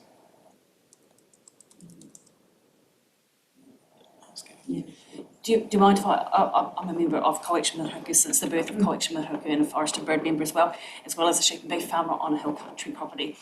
I'd like to sort of know, one of the things that you're basically doing now by more land is basically spreading the compaction. So I want to know how you measure compaction. Is that part of, does the person come in with the soil testing, have the pedometer? I can't remember its exact name, so it's gone. And now there's more knowledge of understanding of ecosystems of the soil that's coming through as well. That's an important aspect. And I just sort of wondered if this additional 60-something hectares, is that, that increase, is there going to be sort of, with that increase, is the same calculation going to be a decrease in the entire land unit? Because if we, I know you're wintering off farm, but still, if you basically build carbon on your property as well, which is regenerative farming as well as there is, other forms, not just regenerative, but that will also help you absorb more water and less runoff as well. So, compaction is a big issue. I haven't heard anyone talk about that in soil health. And that will help if you basically have less runoff. That means, that's going to mean the trees, riparian planting doesn't actually do, riparian planting isn't the answer. We've got to basically have more, the soil's got to be healthy.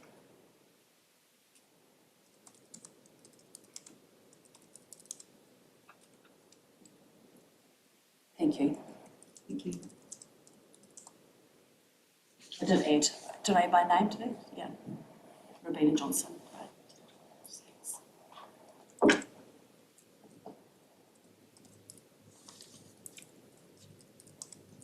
Yeah, no, thank you. Thank you for your submission. And I presume, you're aware that there'll be a plan process coming up too, where a lot of your wider concerns will be quite relevant to that. You'll be going to have a look at that when it comes through, will you? Yes. Thank you very much for coming along today and for making the time to submit and prepare your statement. Thank you.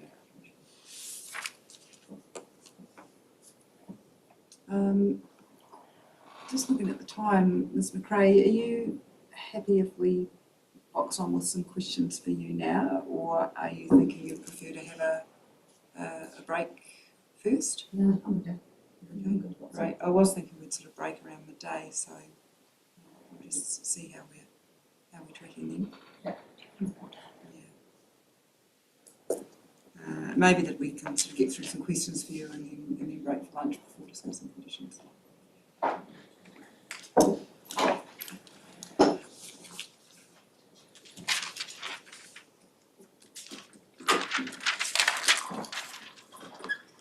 I do have a few questions.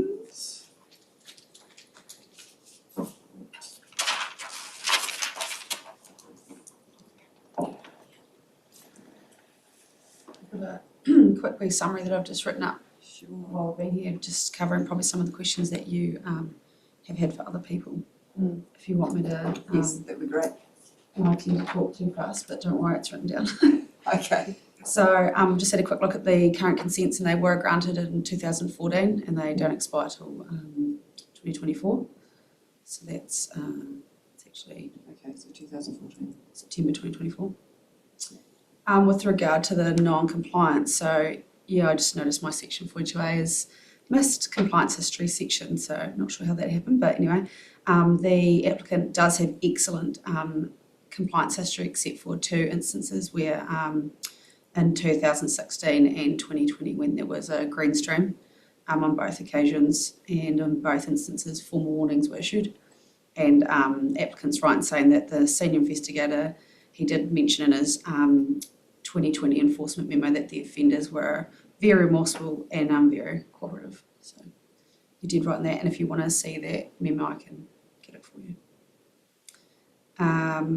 With regard to the Olsen-P GMP versus mitigation argument, so it's my understanding that an increase in Olsen-P, or to get an increase in Olsen-P, you must increase your fertiliser, phosphorus fertiliser use, and obviously I'm not a CNMA, nor am I an overseer expert, but that's my understanding. So that obviously in turn increases pasture production, but it also results in more excess P being lost to fresh water. So therefore it's my personal opinion that avoiding applying excess amounts of P fertiliser in order to produce more and more grass, which also results in larger amounts of P being lost to surface water, is not a mitigation.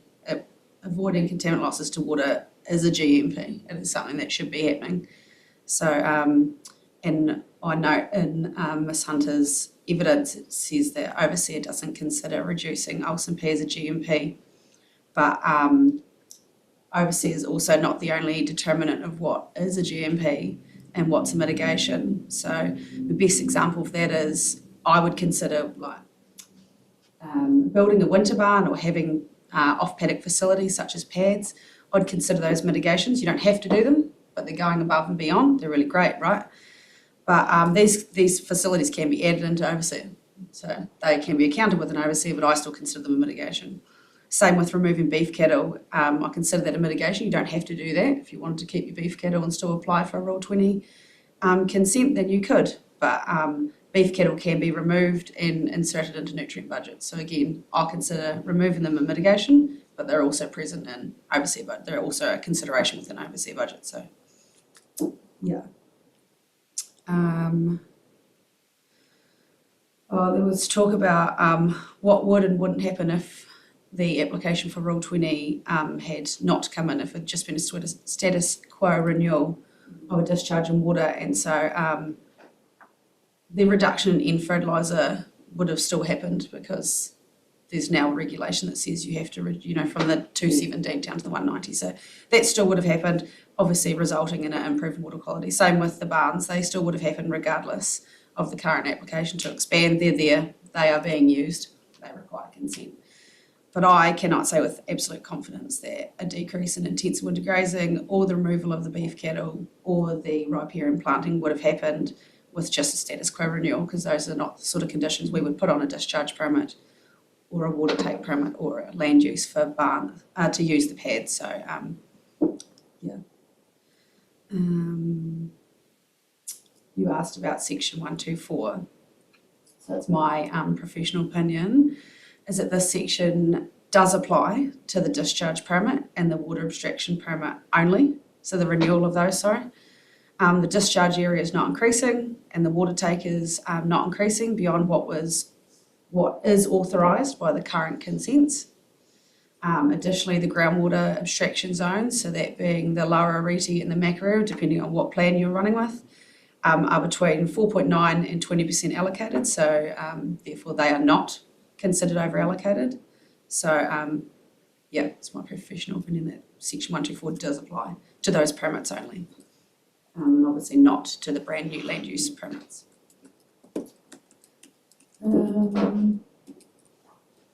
So policy 16 and the intensification debate, which we've had more than once. I agree with Ms Ballinger that, yeah, intensification is not actually defined in the proposed plan. It's actually only mentioned once in the whole entire plan. However, yeah, and I actually despise the word, but like one could consider that intensification of an existing dairy farm could include or would include an increased number in cows and an increase or an increase in dairy platform size, as these are obviously the main two triggers of Rule 20, and Policy 16 is directly related to Rule 20, so they sort of go hand in hand really.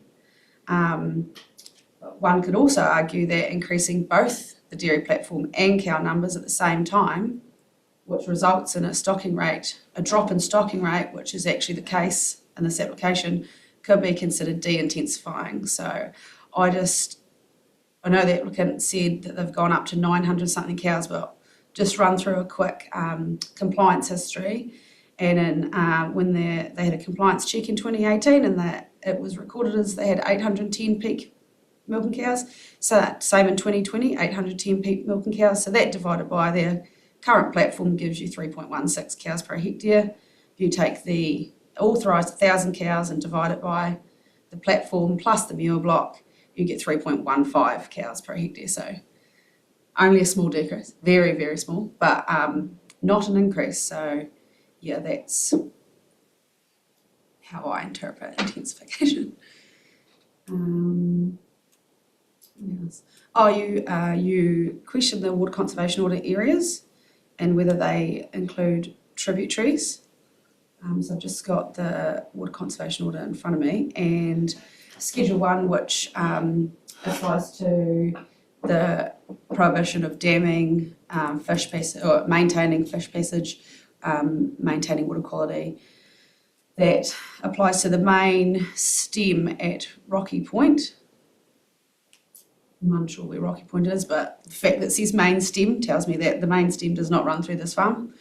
And the multiple rivers and their tributaries upstream near Lincoln Hill, and so it's my understanding that's Mavora, basically. It's very, very far up gradient of the up catchment.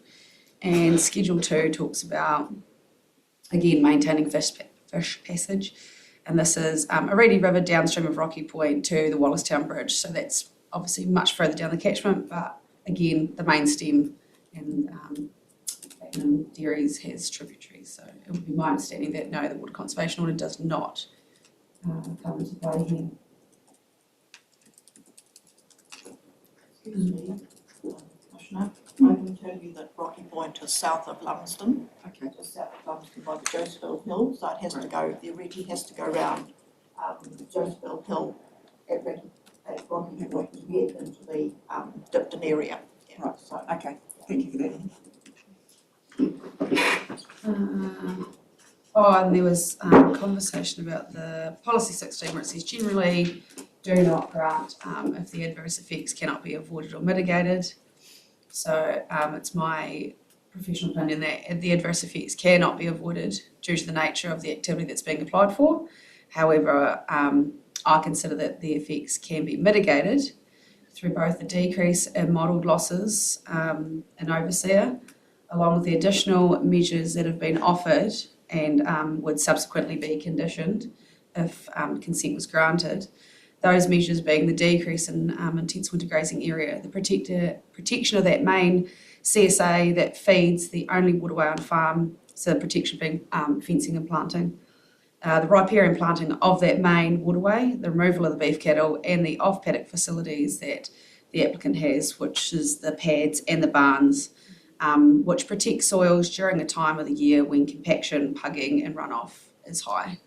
So yeah, it's my opinion that they are consistent with that policy, not because they can avoid the adverse effects, but because they can mitigate them. Yeah. Or attempt to mitigate them. That's all.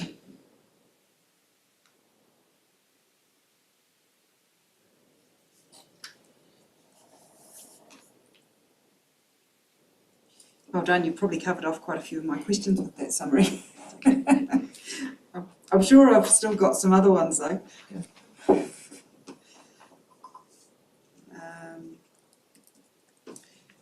I suppose just for completeness for me, I noticed in Ms. Bellinger's evidence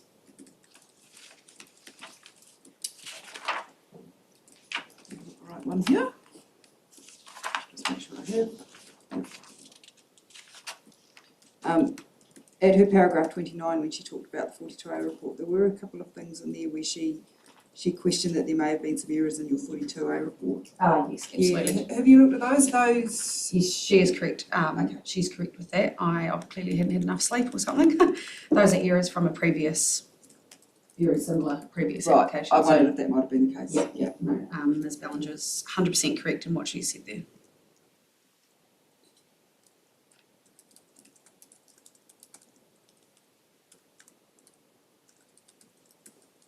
Thanks for that.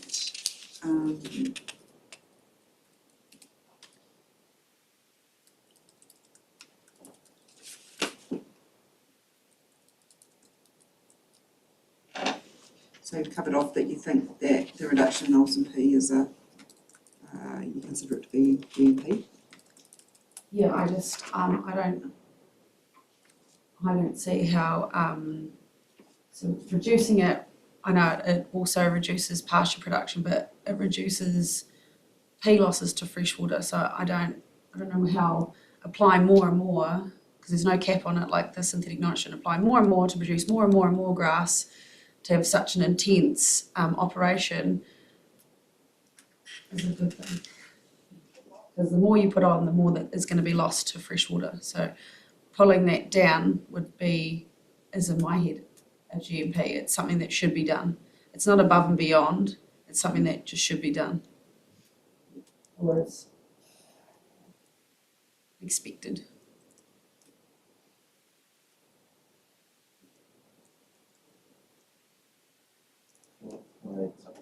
Can I add something to that? Like from a practical farming point of view, you can actually do a lot of mitigation through timing of applications and things as well. And I do know we are quite conscious of that. I farm on hill country as well. I'm very conscious of it on the hill country, especially. So.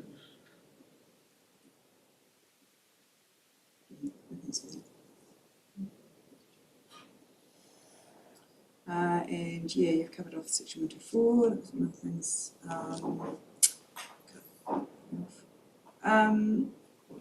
I see that that the application been amended slightly with request to insert in the conditions the use of an umbilical system as well. Do you have any concerns with that?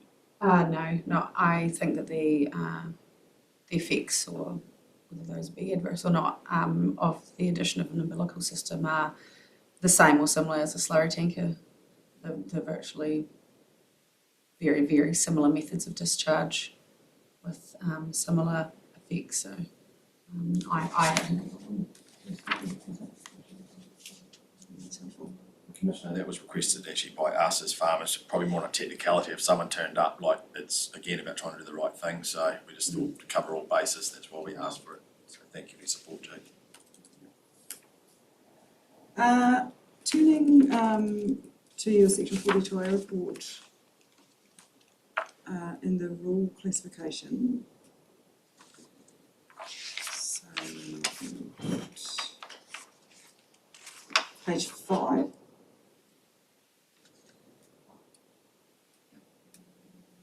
I was just wondering if you could clarify for rule for the use of land for farming under rule 20, how you've arrived at a discretionary activity there.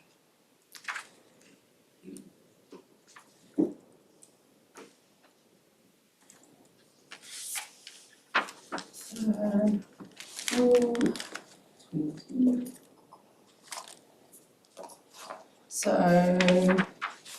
other conditions, if your land holding's less than 20 hectares, which this land holding is not, and then moves on to talk about it's got a dairy platform, max of 20 cows, obviously that's can't be met, or the dairy platform has an existing, your cow numbers aren't increasing, so you don't have to worry about that. Land area of the dairy platform is no greater than the 3rd of June 2016, so that's the trigger in section A. So then we move down to B. No, we don't, that's a lie.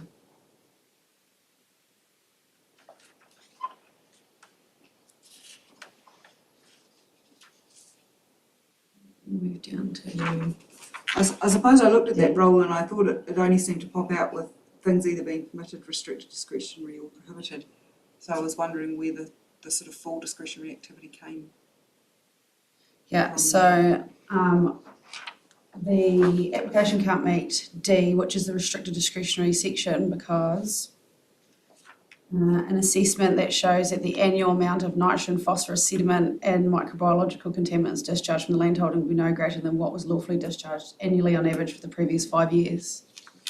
So one could show that by using overseer with regard to nitrogen and phosphorus, but there's not really a model or any way of showing that with regard to sediment and basically E. coli.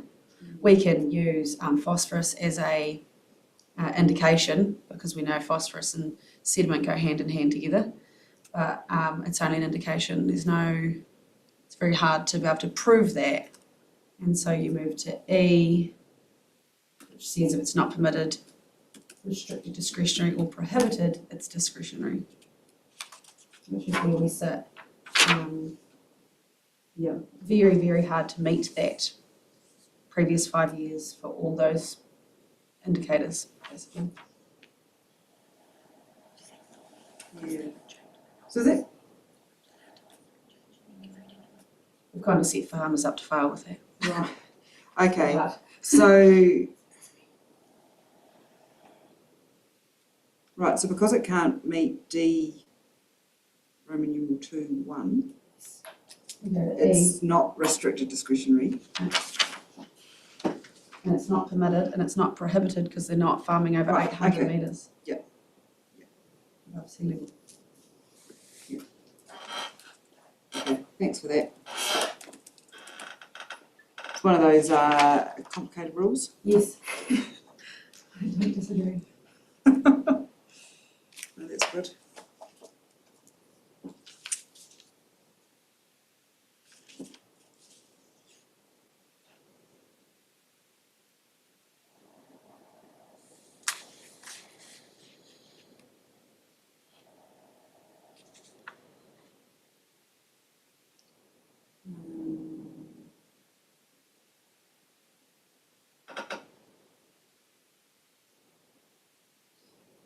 And I presume you're agreeing with Ms. Ballinger too, are you, that under the existing plan provisions and the like,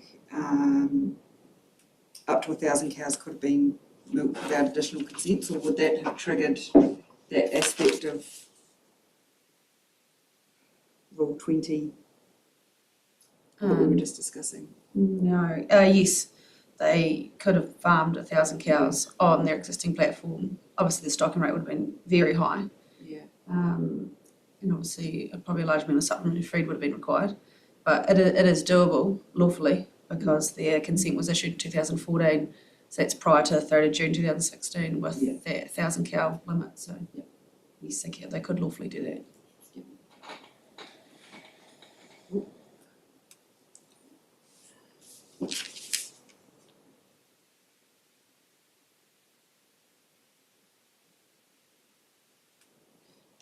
I was interested in, and this may be something that you may not be able to answer. So, paragraph 3.26 of your officer's report, and 3.25, where you're talking about groundwater quality and surface water quality. Yes. And I note there that groundwater quality monitoring, there doesn't seem to be a lot of recent data for this area. Do you know to what extent that the land use has changed since some of the sort of older water quality monitoring there? I mean, is that something that you think I can kind of really use at all? Or, when we're looking at sort of, say, 2002 to 2006, I presume that the land use is quite different now to what it was then? One would assume so. There's not a lot of groundwater data because there's not, the majority of that area has contaminant pathways that are overland flow. So when you get up to, say, around Balfour and Otama and those areas where they're deep draining soils, in groundwater, there's not a lot of waterlogging of the soils. Groundwater's mainly affected. There's a lot of bores up there with a lot of data. Whereas when you are in an area where groundwater is of less, it's less affected than surface water, then yeah, there's not a lot of bores that are frequently tested. And again, that is that reiterated. Did I ask about groundwater? That's a good question. Yeah, it's just because of the contaminant pathways. It's just one of those things, really. Surface water is more adversely affected than groundwater.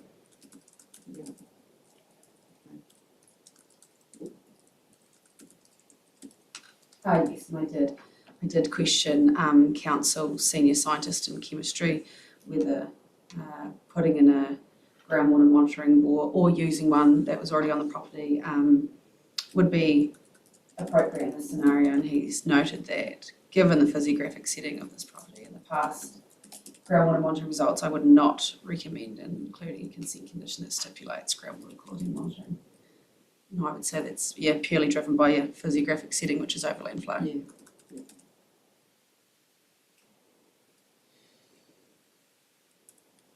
Given that overland flow is a key issue, I mean, do you think there'd be any merit in, given we've got this sort of critical source area in the middle, would it be worth doing any monitoring at the bottom end of the property? Surface water, is that? There could be merit. Yeah. Because that surface water waterway sort of originates smack bang in the middle of the property from what I assume looks like underground tiles feed it. Well, they do all over the show. But yeah, there could be some merit and I have had an application similar to this, and that was a condition that iwi stipulated. They wanted the surface water tested where it entered the property and when it exited the property every 5 years. So there's obviously, some merit in that idea. Surface water is so fluid that it's quite hard. It's easier to look at a trend than a one-off test, isn't it? So depends how often you want to. Yeah, I know, and that's the issue. Often you see, I suppose, surface water monitoring, upgrading and downgrading on farms, and often it doesn't give you a lot of, it's the long-term trends in the catchment that are the most important. Yeah, and so we just rely on LIWA for that. But, and anything can happen, depends what day it is, what season it is. How much rain there's been recently, what's been cows on the farm, it's very easily adjustable. Yeah.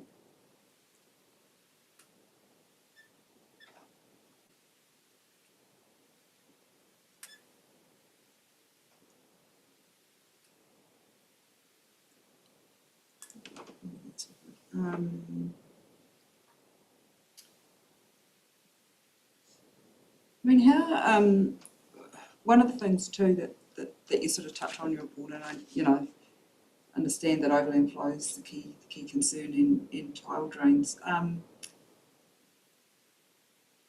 concerned are you sort of about the network of tile drains, and are you satisfied that there's a good understanding of where they are and the ability to,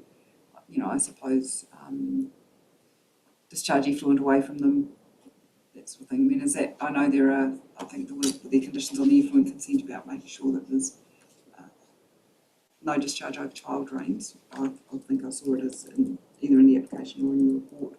So is that something that you think is achievable? Probably very difficult in this on this property to avoid tile drains because they virtually take up the entire discharge area. Just trying to, the applicant obviously has a low rate discharge method, which is great. I'm just trying to remember what the depth is. Oh yeah, so we've got a condition in the discharge permit that has a depth of 10 millimetres, and so as long as that effluent stays above 30 millimetres within the root zone, then there should be no adverse effects from it reaching tile drains, because I suspect your tile drains are a lot deeper than 30 mils. Yeah, so they're there, but they're deep. So the plant root zone should be using up those nutrients before they make their way to a tile drain. Yeah. But yeah, there is a very extensive network, as with a lot of lowland south of the farms. They're everywhere. Those tiles would be 600 to 700 millimetres below the surface. Yeah, so as long as the effluent's being, 700 mil. Something up to a metre, depends on Yeah, fall. yeah. It's flat land, it depends on fall to get the, as long as the effluent's being appropriately discharged, then there should be no effluent or contaminants making their way to those tile drains.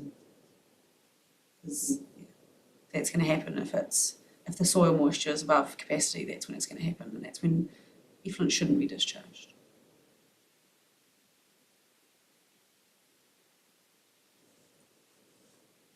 Yeah, I mean, do you do soil moisture monitoring on your property, or do you rely on Environment Southland's soil moisture monitoring network?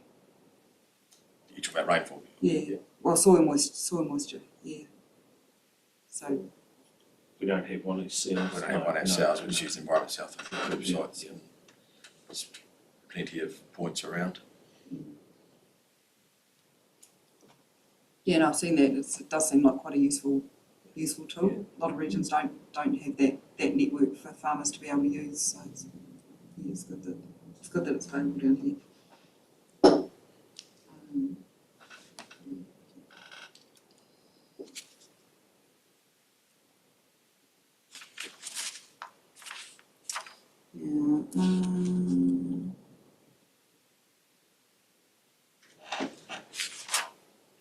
I'm just seeing. That.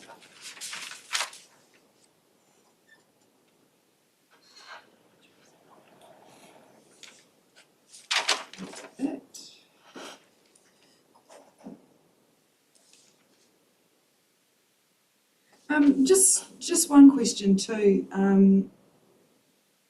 I see you sort of noted that there might be up to 2 compliance monitoring visits per year. There's also a requirement in the conditions for audits of the FEMP. How, in terms of the compliance visit,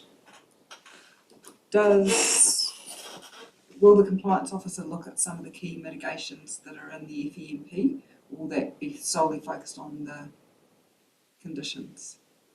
Solely on the conditions. Yeah, I was assuming that would be the case.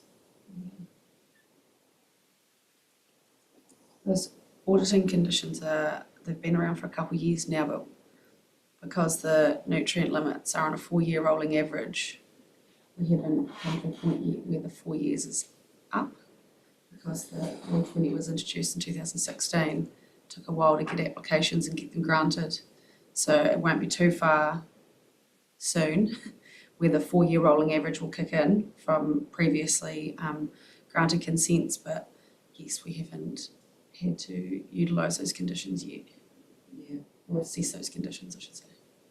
So that will mean that that any of the key GMPs mitigation, it's important for them to be in the consent conditions rather than sitting in the FEMP. Yes. So that And yeah, input conditions, yeah, important. and then the audits, because I know different councils seem to look at farm plan audits slightly differently. So when you're talking about the 4-year rolling average, would the audits kick in after that point, and would that focus solely be more around the nutrient?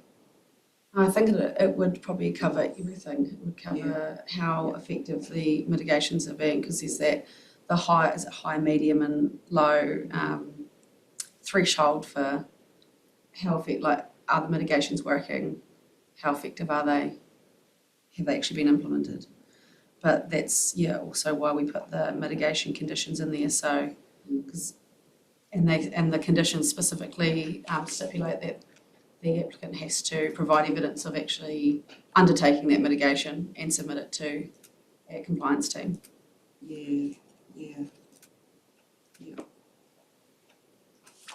Yeah, and I did have some questions. It's more just to make sure I'm fully understanding how all that fits together. But maybe we can talk about that when we get to the conditions, I suppose. sort of around the, 4-year rolling average when we've got when the recommended duration is 10 years, how that, what happens in the interim, I suppose, and how that works, but we'll discuss that in relation to the conditions.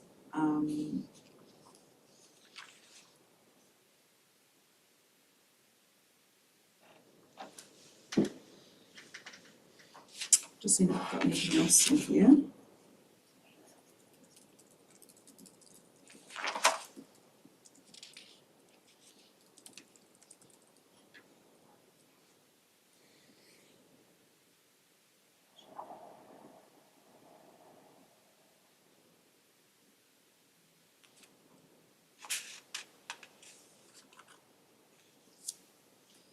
Let's do that.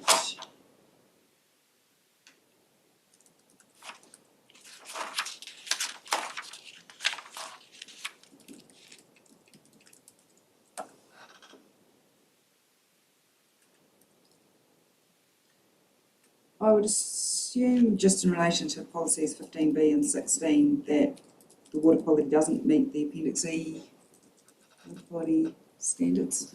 So I haven't looked thoroughly in depth into that, but it would be my assumption that no, that it does not.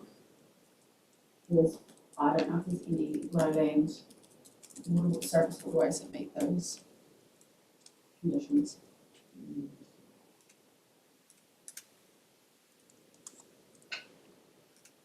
Yeah.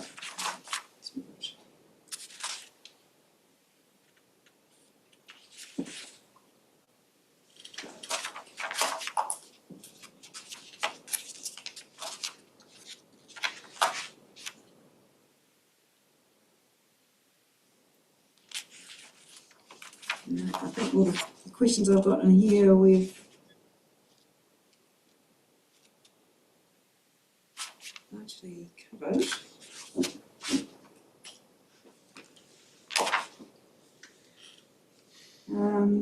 In terms of the duration that you're requesting, I see that 10 years was requested. You've referred to the NES freshwater, which requires a maximum term, latest expiry 1st of January 2021.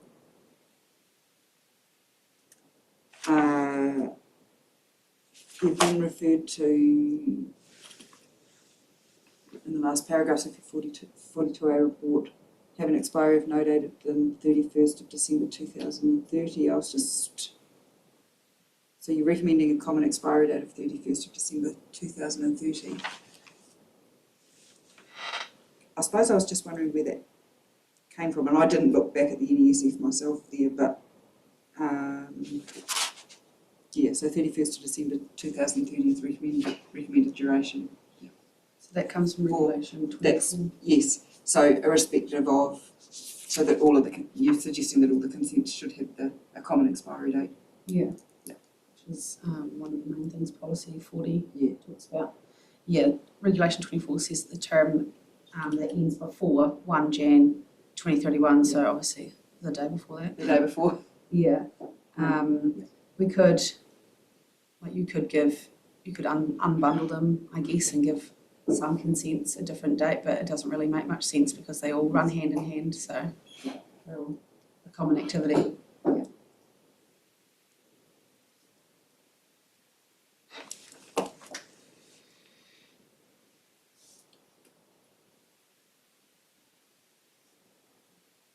That's good. Right, so that's all the questions I had for you, other than questions around conditions. I don't know how everyone's feeling. Do you want a break before we talk about conditions, or? Yeah, sure. I think we'll be going for a couple of hours. If you want to have we have a lunch break and then come back, and we can also discuss sort of right reply and other things as well. How does that sound? So how long? I mean, I'm assuming if you're getting lunch, you'd need to pop over the road or allow time for that. In the case? Yeah, whatever you'd like, really. Yeah. Should we go till, should we go to 1 o'clock then? Just to give you time to find some food. How's that? Can we leave stuff here or take? Yeah, I'm presuming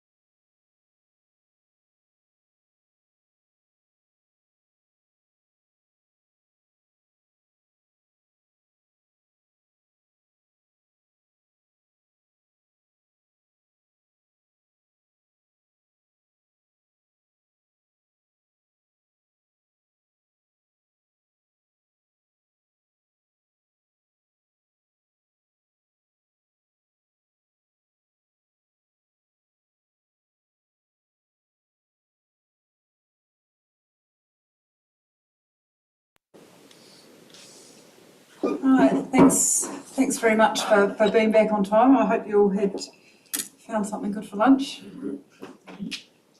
I'd like to turn now to conditions and just to emphasise, this doesn't indicate whether I'm going to grant the consent. This is more just conditions are proposed. It's worth working through the mitigation that's in them and working through to see, to what extent the consent conditions are appropriate for the activity that's being proposed.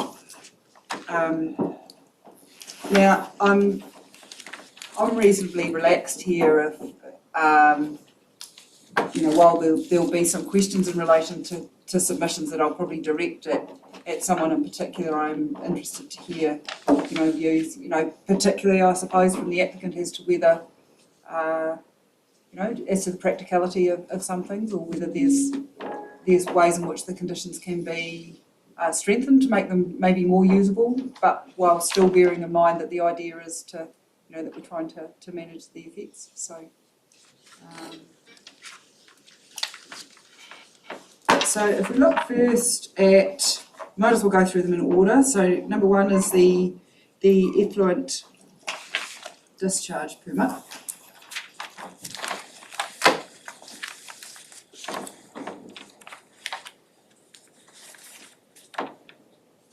And a moment, just make sure I've got all my paper in the right place. Right.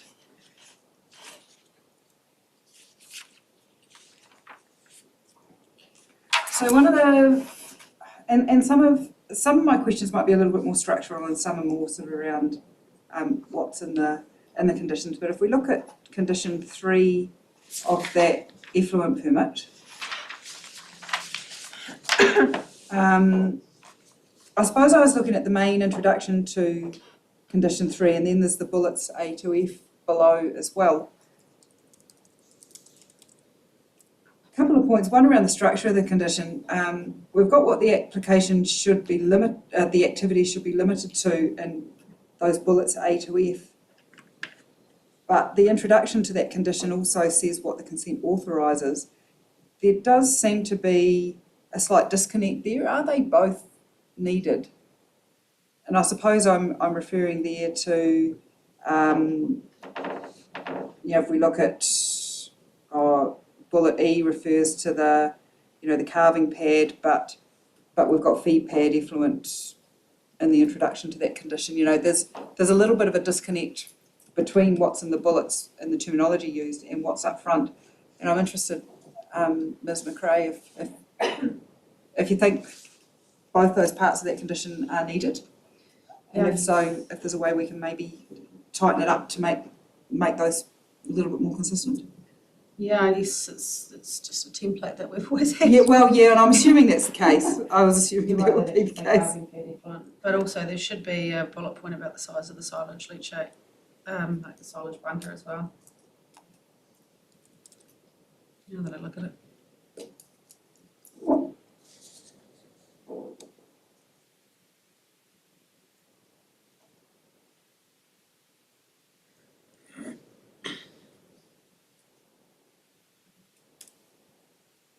So you're thinking,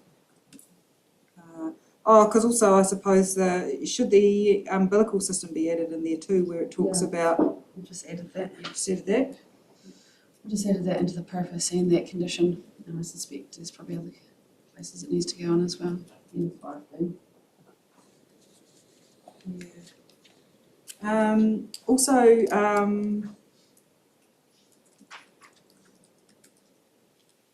How large is the silage facility in square metres? Sorry? How large is the silage bunker that feeds? Its capacity to take up to 400 tonne of dry matter. So in terms of... That's probably the desk, is it? It's on the original consent, because it's all tied in to take the leachate from as you saw, take the leachate into the effluent system. So we capture any leachate out of the silage bunker already, which then goes into the... So it's in the original consent we did back in, that you looked at before. We can confirm that though. We can just run the size of it if we need to. Yeah, off the top of my head, sorry.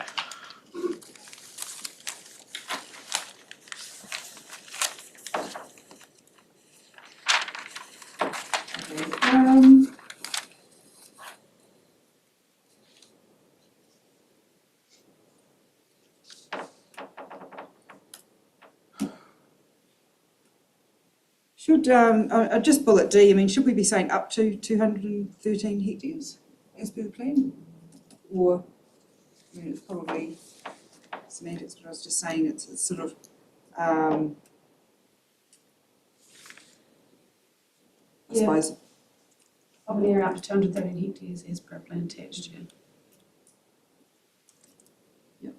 You do have, you've got hydrants Yeah. basically within that whole entire area, haven't you? Yes. yeah. Bullet point E there, and this comes back to one of the questions I had earlier, where you talk about effluent from the use of the calving pad between 15 July and 15 October and during adverse weather conditions, just whether that should be broadened out to adverse weather and soil conditions, or something to reflect that maybe after adverse weather conditions it's still appropriate to use the pad if it's not Within those times. Not within those. if it's not within those times. Like if you get a flood in February. Yeah. Well, I suppose I was just thinking if there were situations where for environmental reasons and for animal welfare reasons it was beneficial to be using that calving pad, this condition may not provide. Yeah, we don't want to restrict you from using it. Also, this only refers to the one carbon pad that's attached to the discharge permit. It doesn't include the other two that aren't connected to the pond. But they've obviously got their own. And I think I had a similar comment in the land use consent to farm as well. I think we're, So do you think So it should be Joe- over a 12-month period? Is that what you like expand it right out? So we've got the option over a 12-month period if dictated to, like a flood, like you say, or what are you suggesting? Sorry. So adverse weather conditions usually covers like snow, flooding. At any time of the year. yeah, the way it's written, it would be any time of the year. There's a new thing being tested at the moment on the terminology of sacrifice paddocks. So when other farmers are using sacrifice paddocks, I'm sure that is the time that you would use something like that. So when there's going to be clarification on that. I'm not sure if it's out yet, is it? I think the adverse weather and soil conditions would cover everything. The soil moisture as well. Yeah.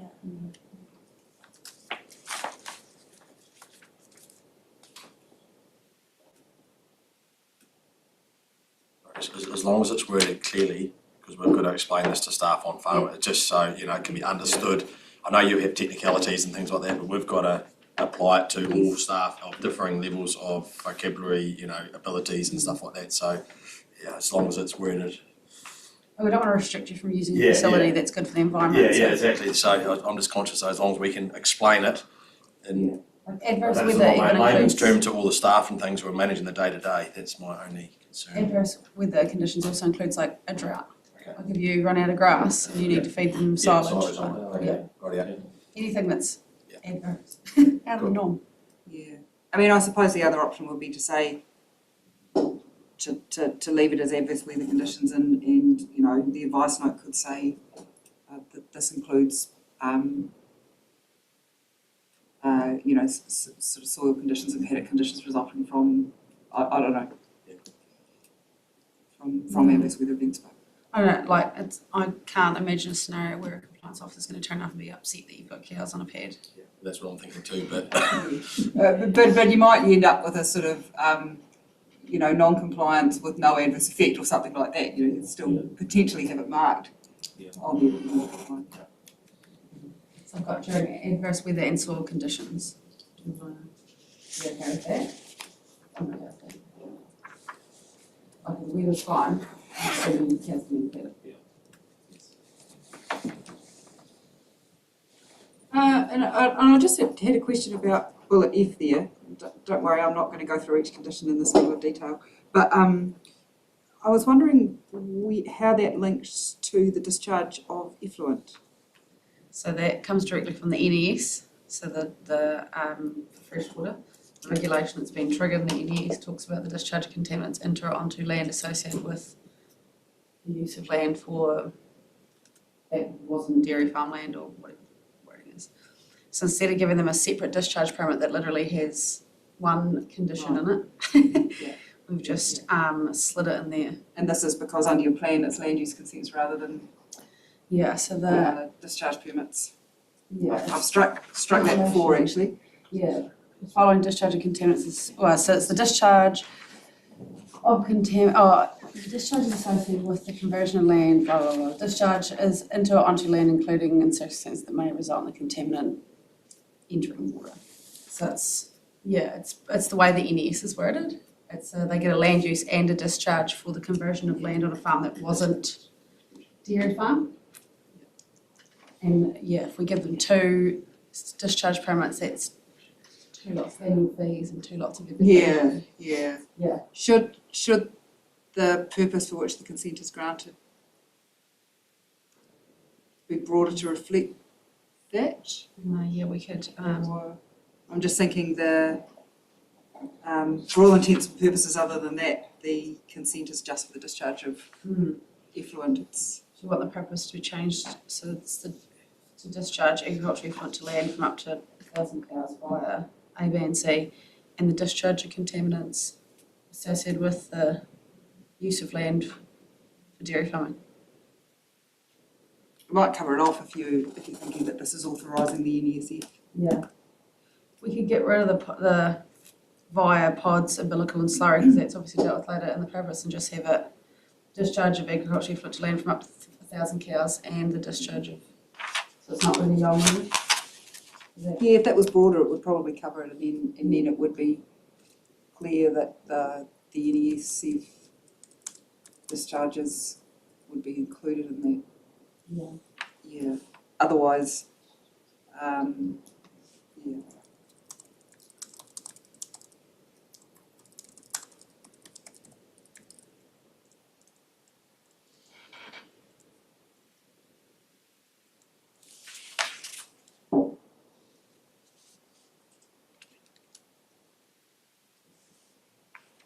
Okay, that's all I had on that condition.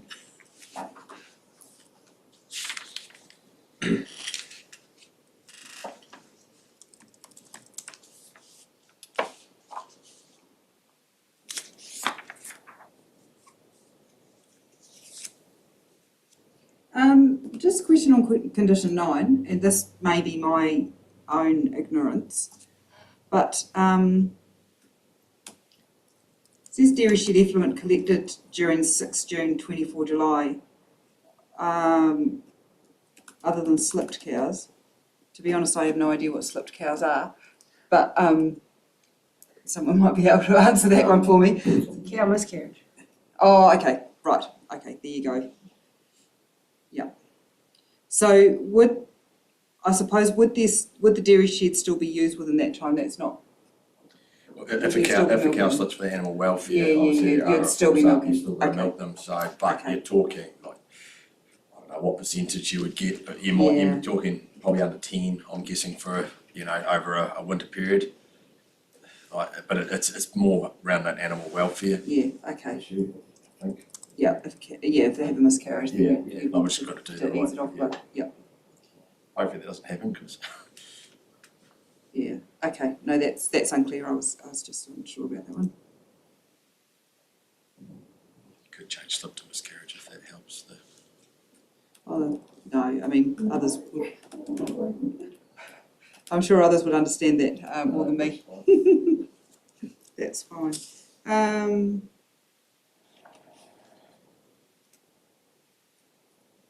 Just looking at condition 15, and I see that the volumetric limit for the storage facilities there, and I presume that's the main pond, storage pond. Is there a need to have a maximum there? I suppose I was just thinking, if you were flooded, if the Alpine fault goes, something like that, and I'm just thinking because I come from Christchurch, we've dealt with a lot of this kind of stuff post-earthquakes. If something happened and you had an insurance claim, you had to rebuild back your pond, you'd be limited to a maximum size there. If for some reason you went slightly bigger, you'd be restricted from doing that. Is there a reason why there is a maximum on that one or not? That's just the 90% in the max capacity, where you could change it to no less than 90% volume. Yep. I mean, would that be tell me if it's not a sensible change. I was just thinking, I know there were quite a lot of issues in Canterbury following earthquakes where sometimes limits were on conditions that reflected what was applied for but weren't necessarily there wasn't necessarily a purpose other than that, which did end up sometimes restricting and creating quite a lot of work for the council and applicants down the track. I suppose that's where I'm coming from. Yeah. Flexibility. Yeah, from a farm systems point of view, I've always struggled with that wording of no more than, because some farmers like a conservative approach and build something a bit bigger to give them a bit more comfort during, out of the box seasons. So having no less than creates that baseline without restricting those who would rather have a more conservative practice.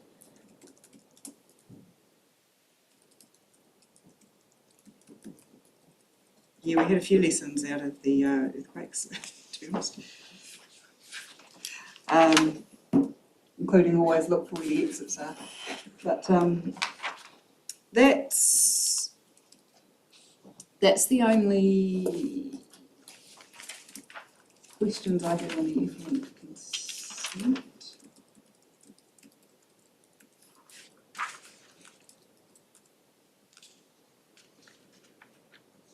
Joe, did you want to put the dimensions for that silage pattern? Yeah. Just, it's 35 metres long and about 14 metres wide.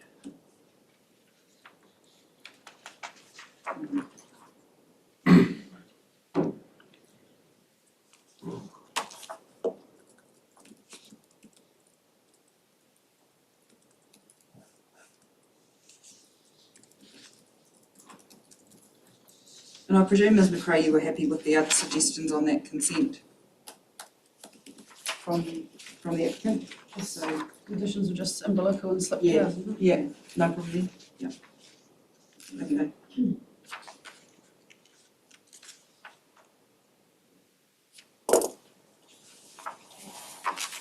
So if we go, number 2 is the water permit.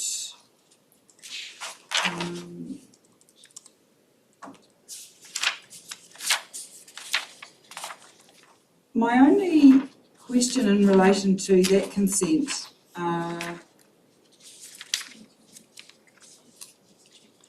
was, should there be some,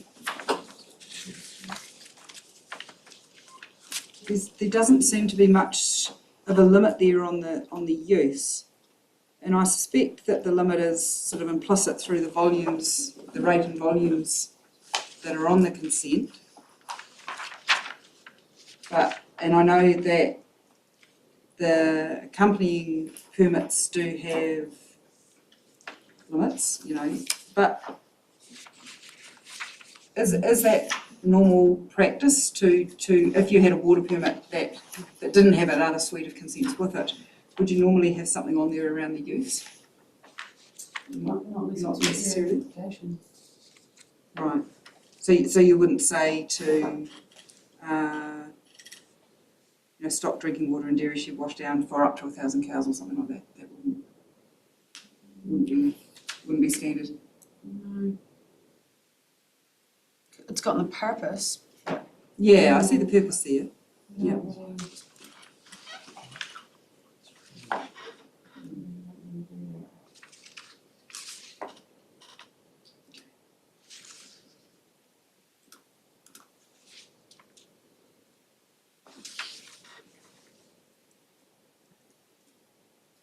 Yeah, and I'm, reasonably happy with that approach, given that there is an effluent discharge permit and other, the other consents have got limits restricting that. You can't be operating the dairy shed without the dairy effluent discharge permit, really.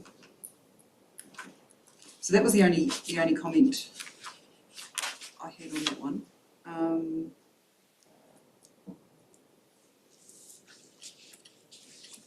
Move to the land use consent number 3.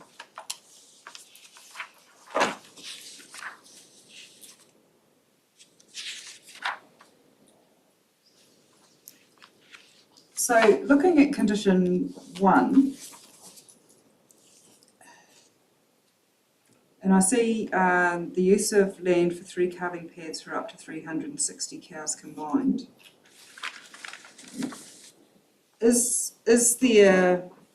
Should there be limits for the individual calving pads, I suppose is my question here, or you know, are there effects if one is overloaded with more cows than it's designed for example? Should should it say how many sort of cows each, or are you happy that Only it's one's attached to the pond, and then the desk it's got 100, so it was based on 120 cows each pad. Yeah. Which is obviously what the rule says. But the desk has got 120 on the pad that's connected to the pond.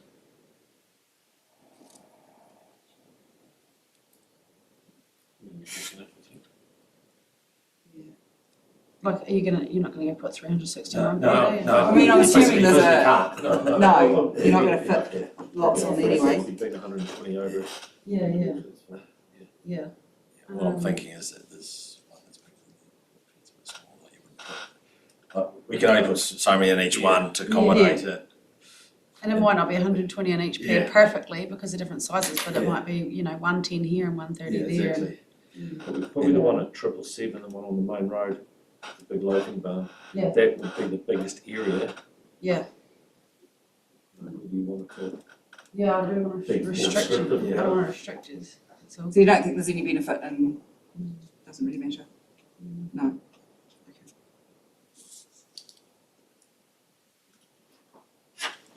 Okay. And B1B there was just again sort of like the use of the land for the calving pads during adverse weather. I mean whether it's whether in soil or something.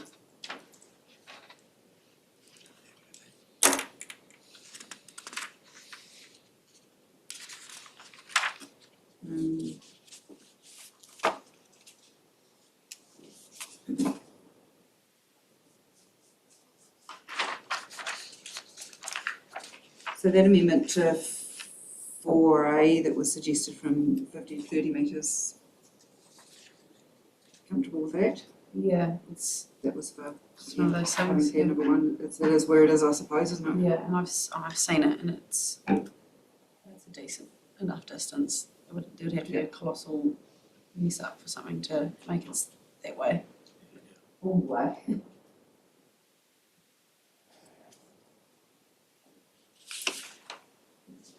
Okay, that was all the questions that I had on that one.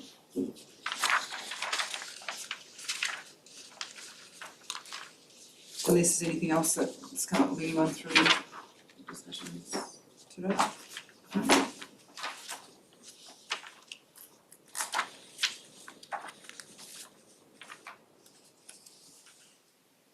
So moving to 04, the land use consent. So this is the consent to farm.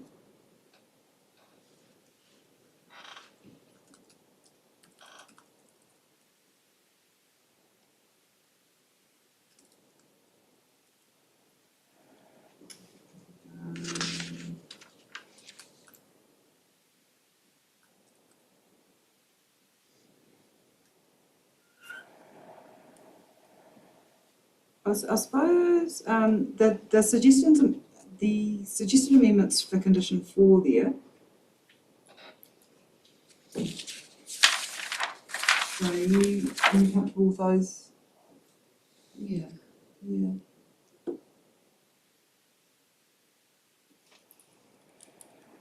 And again, this is probably sort of, I mean, I suspect part of these are sort of standard conditions anyway, but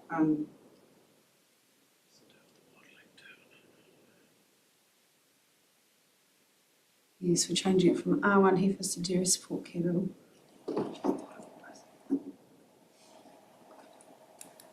I mean, should that, Mating bulls aren't considered dairy support cattle. They're considered dairy cattle. Sorry, As per the NES. say it again, sorry Jade, I didn't hear So that. mating bulls aren't considered dairy support cattle. So it doesn't include dairy support cattle, doesn't include mating bulls. So are they classified as beef then? They're classified as dairy cattle, if they're on a dairy platform with dairy cows. So should we change that to dairy cattle? Because then you could have 1,265 milking cows. So I suggest that you have a separate condition that talks about how many mating bulls you want. So Because you've got a condition that says you can't have beef cattle. Yeah. Because one of your main mitigations is to remove the jerseys from the property. So give me reassurance that that's actually going to happen and stay happening. The condition that says no beef cattle, but I don't want to prevent you from being able to use beef bulls to clean up the end of your herd. So let's say some miss an AI and you want to use a big old Hereford. I don't want you to be restricted by that, and then obviously the result of that is having white-faced calves. That was one of our concerns as well. I know the nutrient budget doesn't have any bulls in it, so I didn't know what to put, but like, if you were to have bulls and they were to be beef breed, like how many would you have? 10? See, and this, it all depends, you see, because last season we actually mated some of our herd to beef right from the word go, so it wasn't actually the tail. So we, if you decided to go down that track, depending on a management decision, like a rough rule of thumb is you could have up to one bull to 30, 35 animals if you do it on traditional sort of beef and sheep system. But I'm not going to say, well, what's 1,000 divided by 30, I can't do the maths in my head, whatever that number, 30 to 40. So I would have said, but then you've got to swap bulls over, so sometimes you've got to have twice that amount because they go in and then you swap them over. So it's a bit like you said before, is it an up to thing or what do you do? Like, but I don't know what the answer to that is, but they're only there for a short time. Yeah, but whatever changes you make in stock, no matter what the consent condition says, will be captured in the nutrient budget, which will then get compared to the baseline. So if You don't want you, to go put 60 beef bulls in your property. yeah, so if you increase in stock anywhere, you're going to have to decrease somewhere else. Otherwise, you'll be above your baseline on your nutrient budget. So what I'm saying is it's a slightly circular argument because it's going to get captured in the nutrient budget no matter what's there. So I'd prefer that said, you've obviously got your 1,000 milking cows, I'd prefer it then also said grazing 265 R1 or R2 dairy support cattle, because I would prefer that was restricted to an age as per the nutrient budget. Yeah. And then however many beef bulls you want. Because I don't want to hamstring you if you decide in 5 years you want to use a bunch of beef bulls. Yeah. Because then the calves don't end up in the bobby calf truck and everyone's happy. Some of one of the things that we're coming through now with, I suppose, this evolution with same-sex semen and all this, where there's potentially we may be only putting half the amount of cows up to AB going forward and using more of beef bulls, and whatever may happen going forward in that space. So it could be 50. The previous hearing we've been in, they had a very similar herd size, didn't they? And they had 9 mating bulls. Nine. So it depends on the system you run, Yeah. doesn't it? So I don't know what the answer is. What have you got some suggestions or? I could just put none, and then you'll never be able to do it. I'm trying to give you the option. I'm throwing you the ball, catch it. I'm taking it, sorry. So to me, if I went on maths in terms of mating and recommended practices on that herd size, it would be a max of 20, and then what that means is you've got enough to rotate bulls in and out. The other boys, they get tired, but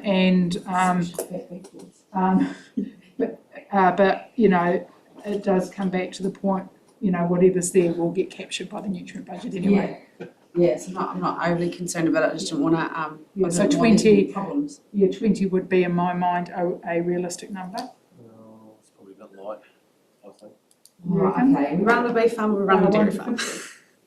They're only there for a mating period of 3 to 4 months. So anyway. They would start. They'd be on property from. They wouldn't be on property till probably November, and they're hopefully gone by. They're gone. 1st of November. And they'd be gone by. I'd like to think middle of January, end of January. Again, that depends on COVID and meatworks and all that sort of stuff as well. So that could become March. There's a whole heap of factors that we can't foresee. I'm not going to restrict your months because I'm not here for that. Yeah. So we got a maximum milking herd of no more than 1,000 mature age cows with a grazing of 265 R1 and or R2 dairy support cattle. And So- then we split out the intensive winter grazing on a maximum of 10. Okay, well, let's put that underneath. So, sorry, to give an indication, we've got 40 bulls ordered this year to come in and do the mating side of things, which could be on farm, so that probably confuses things, but It really should have been put in the nutrient budget.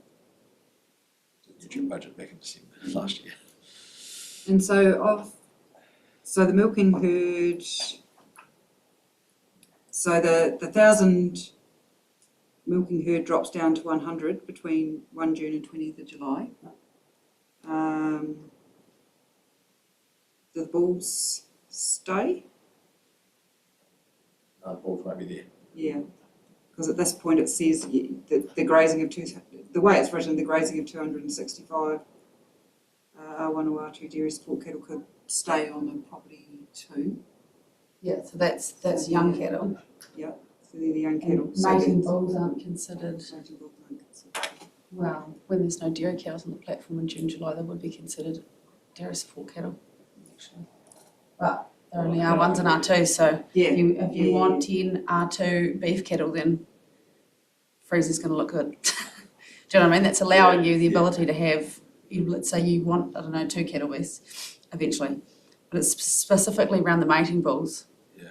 Because I know a lot of dairy farmers use beef bulls to clean up their herd, but you've got a specific mitigation that says we will remove those Jersey bulls. So I want to keep that. Yeah, Prevent that, but I don't want to prevent you from using beef mating bulls. So you're saying we can't use Jersey bulls for mating? Yeah, because they'll be mating bulls. so we can. Yeah, okay, yeah, sorry, yeah.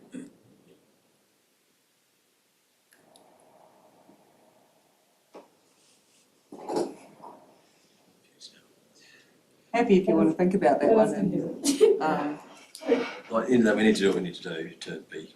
So Jade, bless her, is trying to maintain flexibility. I think the question you're being asked is, how many bulls do you want the flexibility? So I've chucked in 20, you've said that's too light, and she wants to write up to X number of bulls. So what's X in your mind?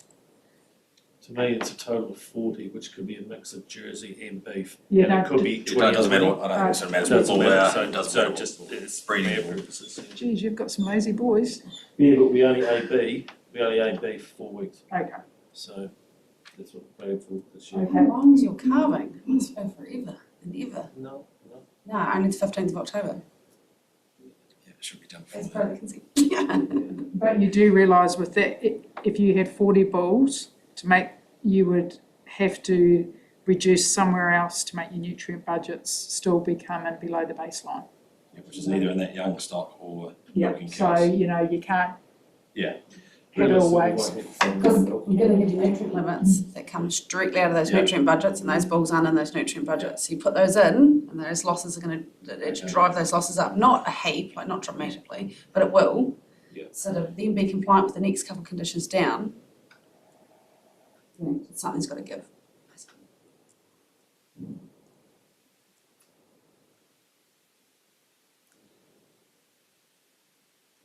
So we're looking for 40, Well, maintain I flexibility. think there's way, like, we can stick 20 bulls on another farm and then truck them out and bring them in, Yeah, so there's only ever 20 bulls on the farm, but they're still in the system somewhere. yeah. Like, Period where 6 months you may have a larger quantity on because due to works, have that capacity. No, it's too difficult.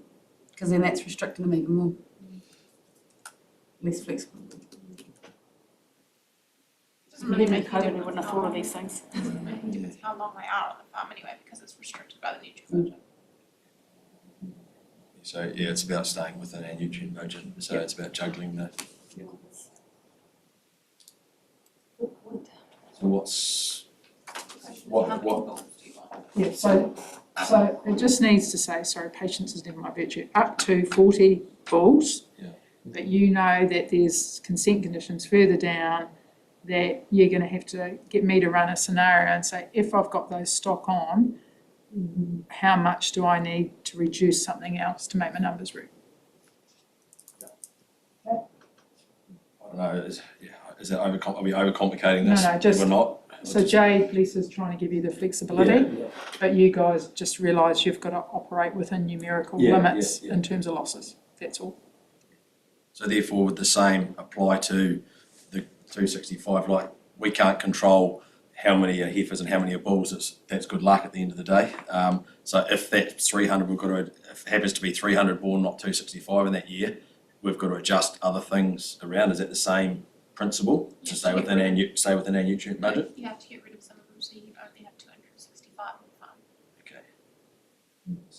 Whether they're boys or girls, the condition doesn't care. That's only when they're outside on grass, though, Once isn't it? they're weaned, Once they're weaned. once they're weaned, they're considered R1s. Yeah. No, that's Your- cool. Your nutrient budget just had 265 R1s on farm. Which is That's what you've got. But whether you have R1s or R2s, same. Yeah. It's fine. And we've changed it from heifers to dairy support cattle to cover the fact that you may feel like grazing some beef cows that you, bulls that you, R2 bulls that you want to kill eventually and put in your freezer. Well, at the end of the day, we can make the system work by juggling numbers up and down depending on the time of year that they're there, because not every calf is born at the same time, so some stay in a shed longer and then others go off to grazing earlier, so it's just about managing the flow of the system. So it's just an on-farm practicality that we'll have to make clear to the staff. And understanding, depending how things balance, you might have to go back and say, okay, can you calculate what this is going to look like from a nutrient budget? Not saying it overall number. Yeah. Fair enough. For sure, that's the case. Okay, so I've got maximum milking herd of no more than 1,000 mature age cows grazing, 265 R1 and or R2 dairy support cattle, grazing up to 40 mating bulls. I should say grazing. Grazing 100 mature age milking cows on farm. That's a terrible grammar. Okay.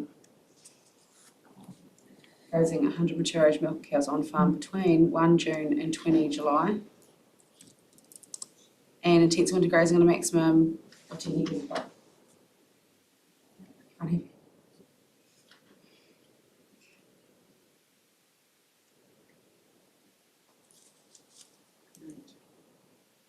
So for clarity, this is probably for our sake, you talk about the 10 hectares of crop. You know how we talked about we harvest, we don't, someone else harvests. It's grazing. It's grazing 10 hectares of area or planted crop. Because Okay, so I modelled 10 hectares of planted crop. Winter cropping, whether it is grazed or lifted, is a reasonably high nutrient loss activity. And if you change away from that area, that will definitely affect your nutrient budgets. so it's the 10 hectare. I just want to be clear. Yeah.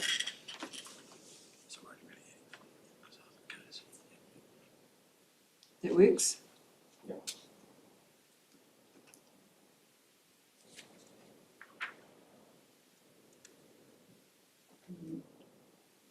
I mean, do you have, where do you do the, I'm just looking at condition 5 there, and this, this is my interest.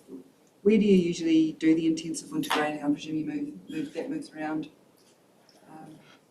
Is it? Well, there's 3 different graziers, spreading our risk obviously because they can, depending on their environment, can. Yeah, I suppose I was meaning on your own property. Oh, on the 10 hectares. Yeah, on the 10 hectares, Yeah, rotates round as part of it. I mean, is there scope for you to have greater buffer distances than what's in condition 5? I see there's maintain a 5 metre buffer at all times between any surface waterway and the area being grazed, given that you've only got that one main tributary that's coming down through the property. There's only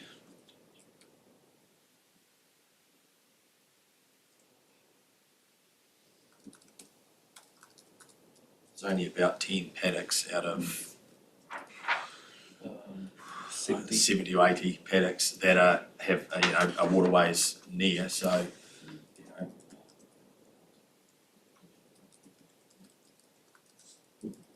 We can exclude them. If you Well, There's always opportunity, but there's actually grazing management. You can graze, you start at the far end and graze towards, Yeah, you know, graze towards there's all that those, sort of stuff as well, yeah. so. what's normal practice, Jane? 5 minutes? Rules 5. Yeah. And the NES. To me, in a paddock, it's speaking from experience, I'm sure, Ben might back it up, like, you always have lower parts of a paddock, you can start at the other end and graze towards it, and it's the last bit grazed, or you don't graze it at all if it's wet, you know, there's ways around it. Yeah, ways, Currently, ways they don't even to, plant the low-lying areas, it's left in grass as a buffer zone, yeah, so, and I actually think that's been one of the positives that have come out of all these new, I think a lot of farmers are recognising some of that stuff now. yeah, they can work a bit smarter, yeah. Okay.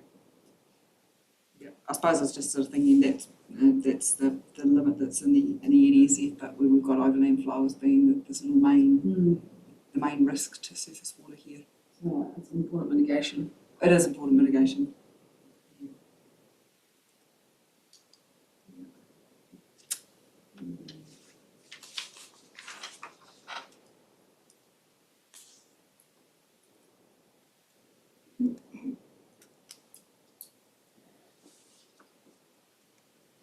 Yeah, so just condition 9, the soil testing regime,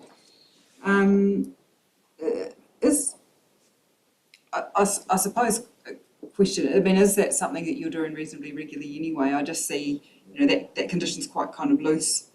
It shall implement a soil testing regime, but it doesn't. You know, there's no sort of how often or. So we've done this full farm test 2 years ago and then again this year, which means every paddock on the farm. Yeah, typically we operate soil tests at a block level, and it's getting that good trend information. So there'll be your monitor paddocks within the block level. We typically don't sign up to all paddock soil testing. That's more of a, how can I put it, a voluntary thing on an as-needs basis when the FERT rep recommends that there's more information required for specific reasons. But yeah, I suppose at a block level is a typical way to do it. We do monitor paddocks every year of the same It paddocks. does say annual soil testing regime. That doesn't mean you have to test every paddock every year, but you need to test something. Yeah, well, we do that anyway. We've got the same paddocks that get tested on, as they talk about the way they walk, it's all mapped, and so it's the same record, so we get a feel for where it's going. And Shall implement an annual soil testing regime. Yeah, I mean, I suppose I just sort of read that condition and thought, gosh, it's quite loose. Yeah, the regime could be tested once in the next 10 years. Yeah, exactly. You know, you could do it once in the next 10 years and you would have satisfied the conditions. And is that actually what's being intended here? Or is it sufficiently important that maybe it needs to be, you know, it needs to have a sort of some kind of minimum or something added in there? And soil testing predominantly is only usually about nutrients. That's what farmers are just basically doing, but I think that's going to change.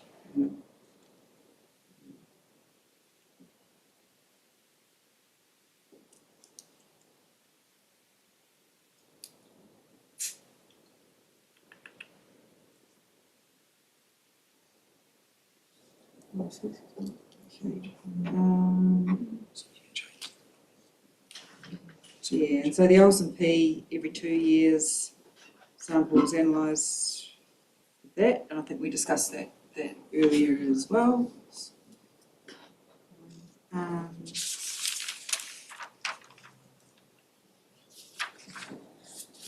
I think Ms Hunter earlier, and I'm just looking back at my notes, you talked about a range of 28 to 32. I see here it's 26 to 32. Is that a problem, or I mean, it's neither here nor there? I mean, I think the real point that the council's trying to achieve is that they want to see it in a reasonably tight range either side of that 30, and they're being realistic that a range is a more practical way of doing it. Yes. Yeah. Okay. That seems fine. Just in terms of the nutrient modelling conditions, so if we look at condition 13, And I see there's a limit, so a baseline loss rate of 52 kgs per hectare per year for nitrogen, using a 4-year rolling average. Does that, I mean, I suppose I'm just interested in how compliance are going to be handling that. I presume, does that mean that if you had, say, 70 in the first year of the consent, 74 the following year, for example, there wouldn't be any compliance action taken until after we get to after that 4-year, where if you haven't dropped it down to substantially lower to be able to get the average, 4-year rolling average down to 52, you'd be... Yeah, it means you can exceed it for like 2 of the 4 years. Yeah. You could exceed it. Yeah, but there would be no, but I suppose that limit doesn't become material for any sort of compliance purposes until after you've got 4 years of data. Yeah, so there's, because you get variation in climatic conditions and seasons, you do get a bit of up and down. Inversions. Yeah. Yeah. Although that in theory is accounted for, isn't it? But you'd have to be a wee bit silly if you front loaded it in the first 2 years and you had to cane yourself the next 2 years. Yeah.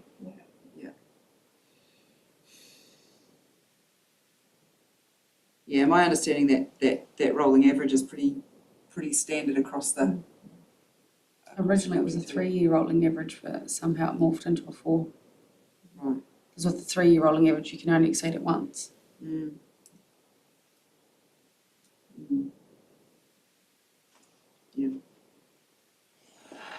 Okay.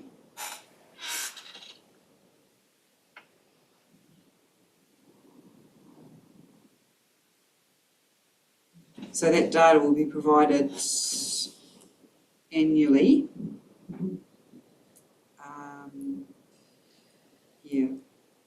And then looked at, I suppose, after the 4 years, but you'll be aware each year that on a 4-year rolling average basis you're aiming for no more than 52. Subject to overseer changes. And one comment I had around overseer too, I see condition 18 that the consent holder may use an alternative model that's being demonstrated to be equivalent to overseer. Given the government's reports on overseer and the peer review panel, and given that I'm aware that there is some kind of alternative being developed in the wings,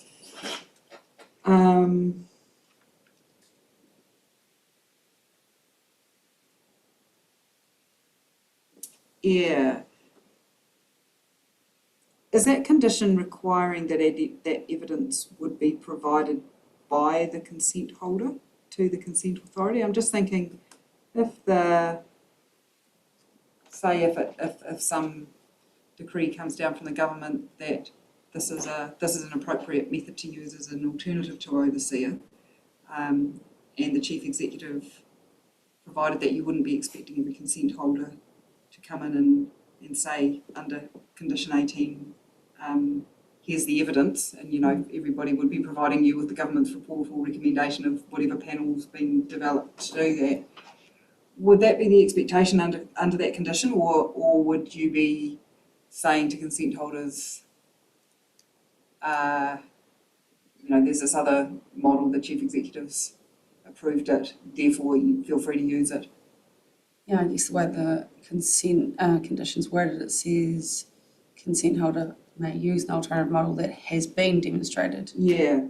So I guess that's really, if you can demonstrate it, that's good and well, but if the government said this is the equivalent, then it's also been demonstrated, I guess. Yeah. So it's sufficiently relaxed. That wording's and that was straight out of our... That was my reading too, that it is there's not going to be the onus on the consent holder to provide that evidence to you in every case, which would be quite onerous for the council to have to deal with, or you just not bothered. I suspect because the government's involved with the overseer, an equivalent will be pushed by the government. And I presume you'd be anticipating that any equivalent would still be able to then be used to monitor condition 13 and then the nitrogen loss limit. I mean, I suppose I'm sort of thinking, you know, if I'm to grant this consent, we've got a 10-year consent duration. Given that we know what's happening around Overseer at the time, chances are within the next, couple of years, I don't know. I mean, the government is saying sooner, but realistically it might take a while. There may be another model that comes out. So realistically, you know, would there be a scenario where you might have 2 years under Overseer? Would you then have to start the 4 years again if they're not directly comparable? You know, I suppose I'm interested on your thoughts on this, because how do we, you know, how does it give some comfort around that loss? Yes, so my method would be, whatever the model is, you've got to take the base assumptions that were used on the original modelling, so that you've got apples with apples across any modelling. So if you, if it was a new model came out in year 3, you would have to run the base year through it, year 1 through it, year 2 through it, and then year 3 through it. So you can't just... And you'd have all the information there from the nutrient budget, so it's not as if it's a historical thing that no one's got to get information on, because can't guarantee a new model is going to be working in kgs per hectare. It could be something totally different. Percentages. It could be working in a scale of 1 to 10. Like, we've just got no idea. But the information right through, for me to be able to defend it, has to be apples with apples. So it would just roll through with the same assumptions. And I guess you would just probably get the conditions varied to reflect that. And you'd like to think any potential model isn't going to be contrastingly different to what Overseer is, because we can't have every consent holder having their numbers thrown way up the wop, so to speak, because of a new model that's coming, because everyone's will be in breach. So surely it'll be testing. And and I suppose I'm just sort of, you know, interested in a bit of a discussion around this to make sure that if I grant consent, there is some sort of future proofing in there. I suppose that if given that realistically, obviously, there is going to be potentially replaced by something. Not that we know what that is at this stage. So even now, with the advent of Overseer FM, so typically my reports will go, when I modelled this, it was under model 1, 2, 3, and this is what the results were. I have rerun it under model blah-de-blah. And the changes I've had to make to conform to the new. So it's transparency of steps. So somebody can, with confidence, go, they've taken that through and they haven't pulled the numbers on the way, basically. So we're seeing what we are wanting to measure, which is in fact a reflection of intensity relative to nutrient loss, if you like, and they've got confidence that the measures they're getting is correct. Also mindful of when FMU limit setting comes out, what they use. Is it like, are they going to use kg per hectare? Are they going to use percentage? Are they going to use, Correct. I've got no idea. I mean, there's potentially going to be ask, but I don't even know if they know. there's potentially going to be a few changes in the next while. But it's also really where it's probably going to land is the farm planning process and certification and audit of those processes, and in many ways all of, I guess, what's in front of us will be a subset of that process. And it comes back to the question you had earlier about consent conditions and a range of things being ticked off, that is obviously going to will be captured by that overarching farm plan process, I imagine.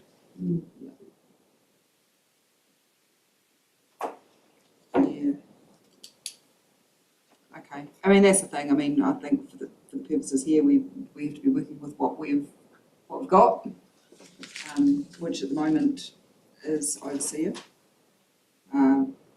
But making sure, and you know, I was quite pleased to see that there's something around like condition 18 in there that does provide for if some other model comes in.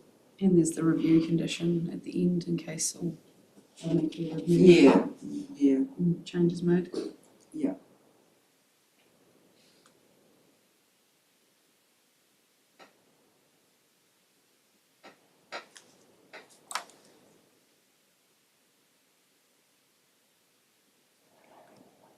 Yeah. Just looking at the mitigation measures.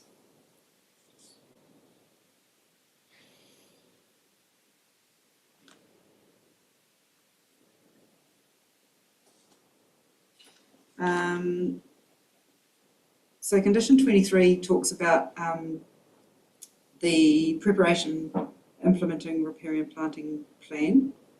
So be prepared within 6 months and begin being implemented within 12 months and be incorporated into the farm environment plan. I did also note in condition 25, it talks about the consent holder should provide written confirmation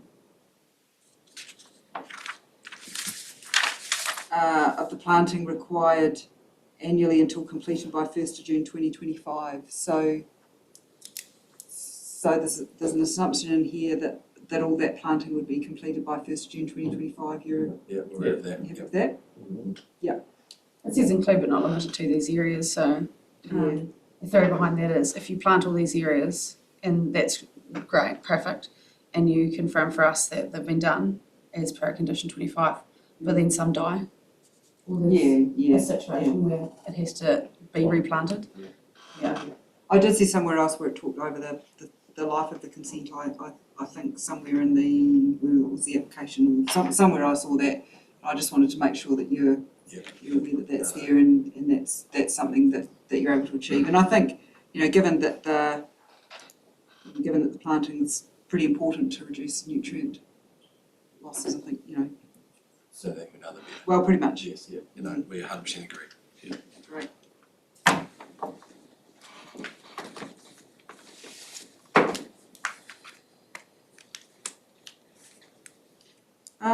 Condition 27, and again, this is probably just one of your standard conditions. I'm just wondering why there's a rule reference there, given that that's probably likely to sort of be out of date in a while. Yeah, so that's specifically about, because Rule 25A says that you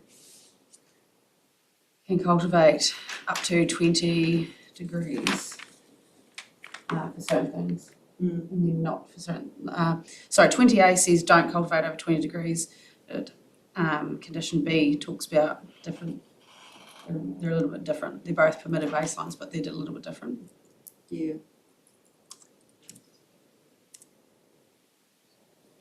Is there a reason to say in accordance with Rule 25B of the proposed Southern Water and Land Plan?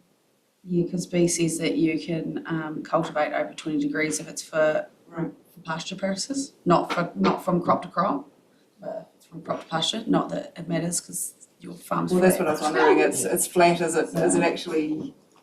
I mean, I appreciate it's probably a standard condition that just. Does it actually have any?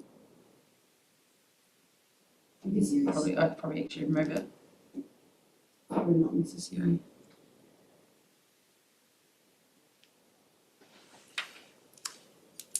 The whole 27 you're talking about will just be. Well, probably A, because you don't have sloping land. But B refers to like not cultivating within 5 metres of a waterway unless it's for renewing pasture. Yeah. Unless it's going from crop to pasture. Like let's say you've got a crop that's within 5 metres of a waterway right now, you can cultivate that from bare fallow soil to grass, but you can't go from fallow soil to crop. And you also can't grow it because the intensive winter grazing rule only covers grazing, and the intensive winter grazing of crop within 5 metres of waterway. It doesn't actually cover cultivating it. So you could graze up to 5 metres from waterway.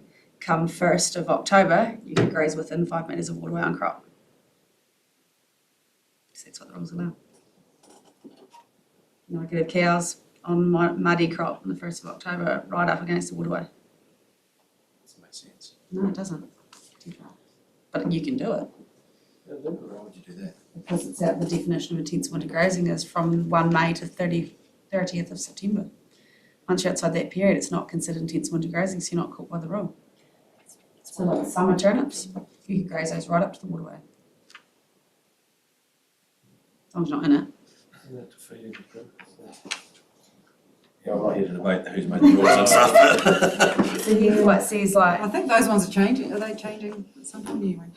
Well, Rule 20's in Environment Court, so Yeah. it's forever changing. It'll change eventually. So I could get rid of A, because slope is null and void for you.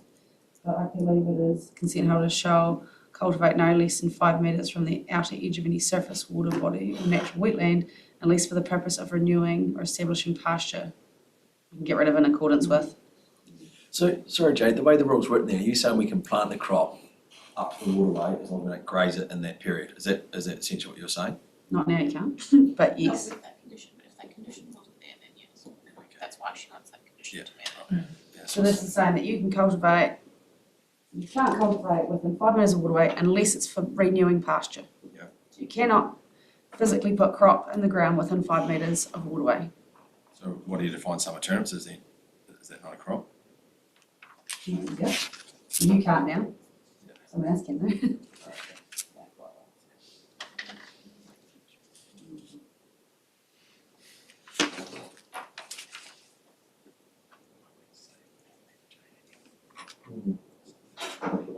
Yeah, Oh, no, it's just, there's also fencing requirements and things like that. Yeah. So,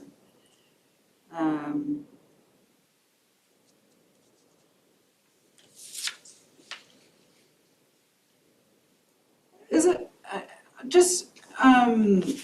sorry, and I think this might actually be my last comment here. The auditing conditions, so condition 40. And I presume these are just a standard set of conditions. And I was just interested to see that there's actually no requirement or nothing specified to undertake an audit, that the audit's done when the consent authority issues a requirement to undertake an audit.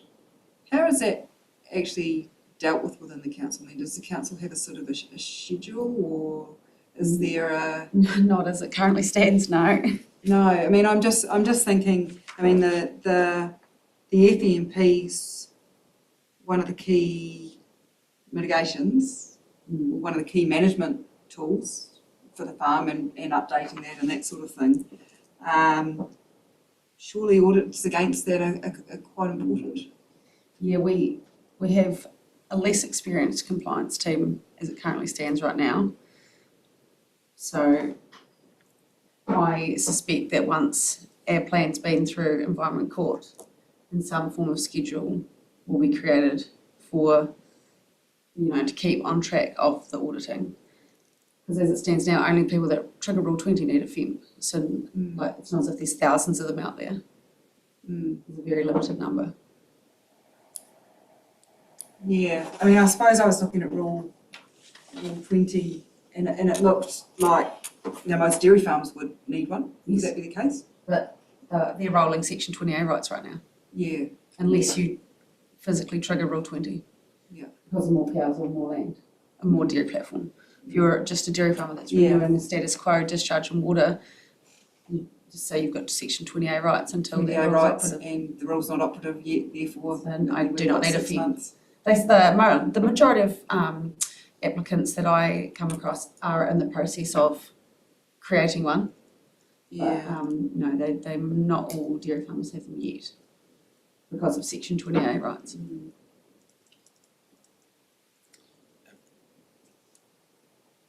so it would surprise me if a lot of, because it's a requirement under supplying Fonterra from a dairy farm to have a farm environment plan as part of supplying. I can't speak for open country because we're Fonterra suppliers, so I assume they would be similar. So yeah, I would hope that There's a a lot of, massive delay in the actual quality, I've just heard, there's a lot more compliance even in that department for overseas markets. well, it just surprises me. I'd be disappointed as a farmer that other farmers haven't got these plans in Yeah, place, because and I'd hope that- it's sort of a requirement and everyone knows it's best practice. So Not every dairy farmer's Fonterra though. yeah, true. Do Fonterra require an audit of the farm plan? Yeah, so the Fonterra Cooperative Difference Program, so basically farmers, there's about 7 cents up at risk, and part of that is the requirement is to have a farm plan, and their preference, and one of the main farm plans is the Fonterra Te Ake farm plan, And when Assure Quality go on farm, they are checking against, starting to check against those farm plans. I suppose the farm plans,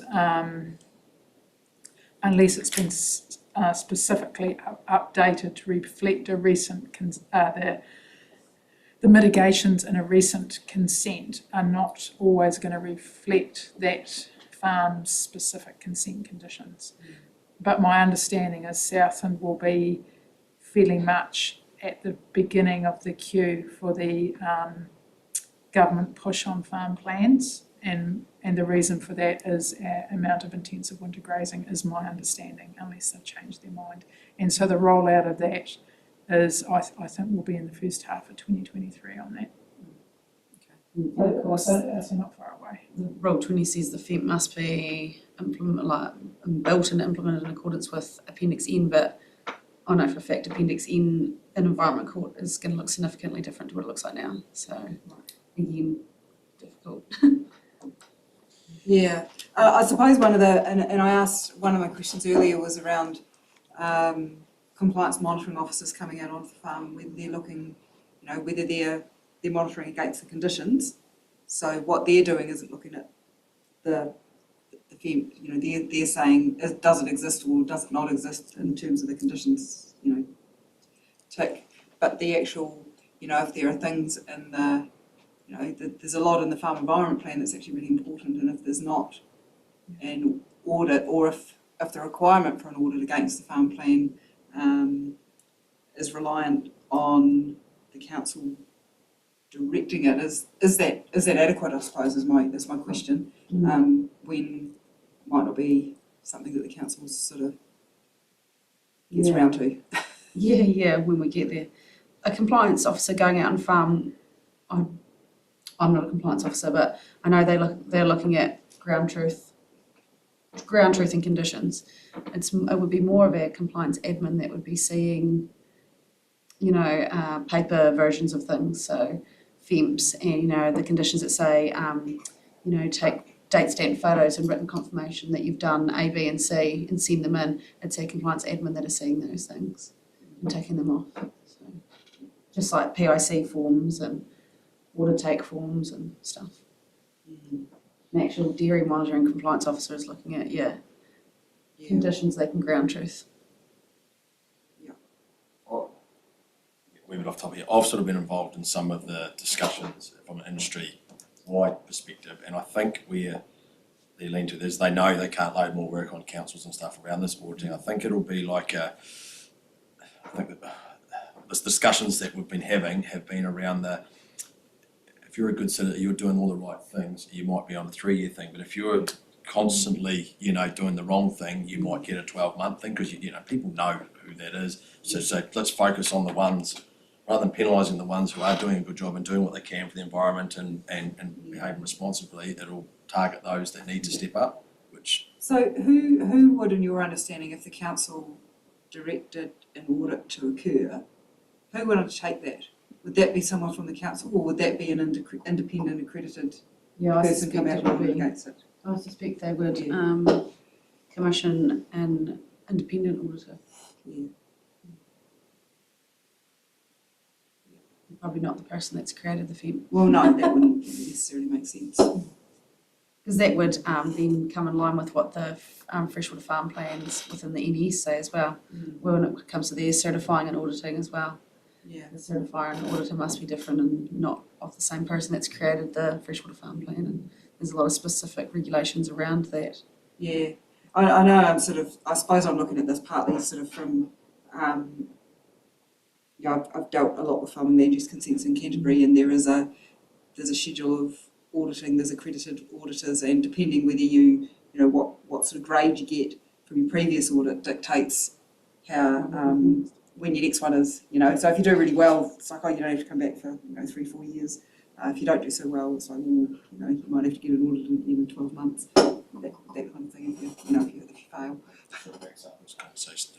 Yeah, so I suppose hence I've sort of, I was quite surprised to read this and go, oh crikey, there's no actual requirements for audits in here. It's just in case if the council decides it's a good idea, which to me makes it more important that the key stuff is in the conditions.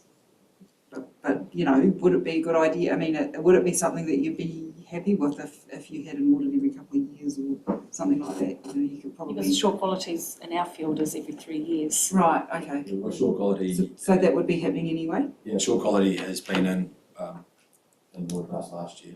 Okay. It changed. It's just changed in the last 12 months. I'm just trying. There's a short quality and there's another company. Qcons. Pardon? Qcons.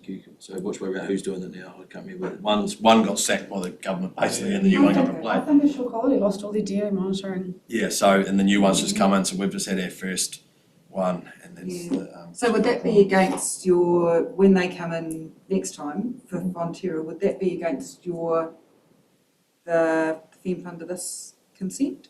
Or would that be against, or do you have another farm plan that would be a sort of one with a, you know, the Fonterra template that they would audit against? I mean, how does that work, how would that work?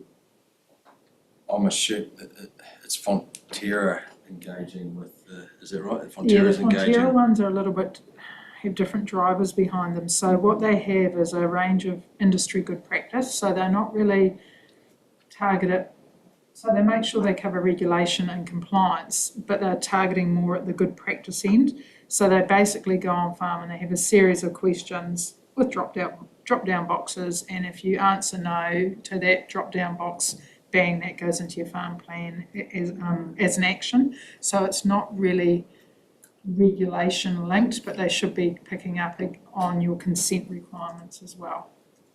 We're not duplicating having one for Fonterra and one for No. the environment. Like we've got That one. wouldn't Yeah. Make a lot of sense. The one that was submitted with the application of the Fonterra one. Okay. Okay.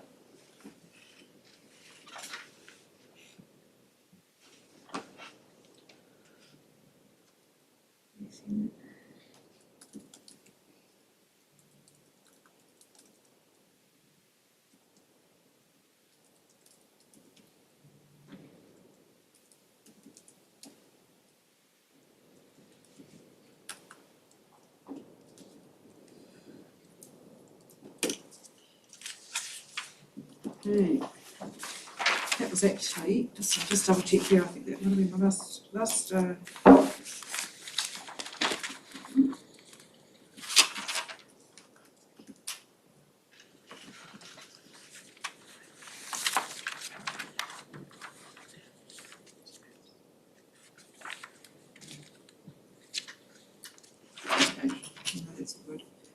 that's all unless anybody else has anything they want to raise around conditions, that was all I had on the conditions. I have one question, and Sure. I just for clarification, in that appendix table, key table 1, I might be being too simple here, but are the first two, number 10 and 12, are they the same, or when I read them I can't understand what the one says each year, and then it sort of contradicts itself, because by providing the OLSP results it takes care of the top one. Are we providing the same information twice, or I was just trying to get clarity? So one's a soil testing regime, the soil testing regime. So your soil test results that you physically get back from whoever, and FERT recommendations. And then the other one is OLSP, which only has to be done every second year. Won't that get captured in the soil testing regime we're doing every year? If you test for OLSP, Okay. you don't have to. Can I ask where you're at with, you got to the end of the year, have you done your carbon footprint for your farm? Have we done our carbon? No. There's a number. Yeah. So that is an automatic thing that, so when you do an oversee, yes, you get your greenhouse gas.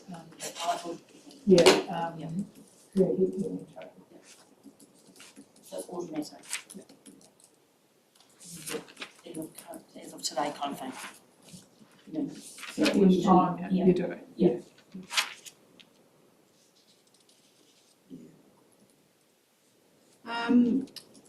Now I see, Ms McRae, you've sort of I've got some notes on some of those condition tweaks, you've probably been typing them in. Yeah. If you're able to provide that, that would be fantastic. I'll send it to you in Word form. Great, no, that would be excellent. I suppose in terms of a right of reply, what would your preference be? Our preference would be a written one. Sure. What would you like outside? I'm thinking, I'm actually away for a few days next week, so I wouldn't be looking at it until next week anyway. So end of next week, is that okay? And perhaps, Ms. McRae, if you circulate those conditions as soon as you're able, and if there are any additional comments or anything. Yeah, we just thought it might be helpful before I give the written reply, just mentioned one thing about what Jade was talking about cow numbers on farm. 813 or something. 18. That'll be dependent on when the compliance officer came on farm, and it might not be reflective of the actual peak numbers that year.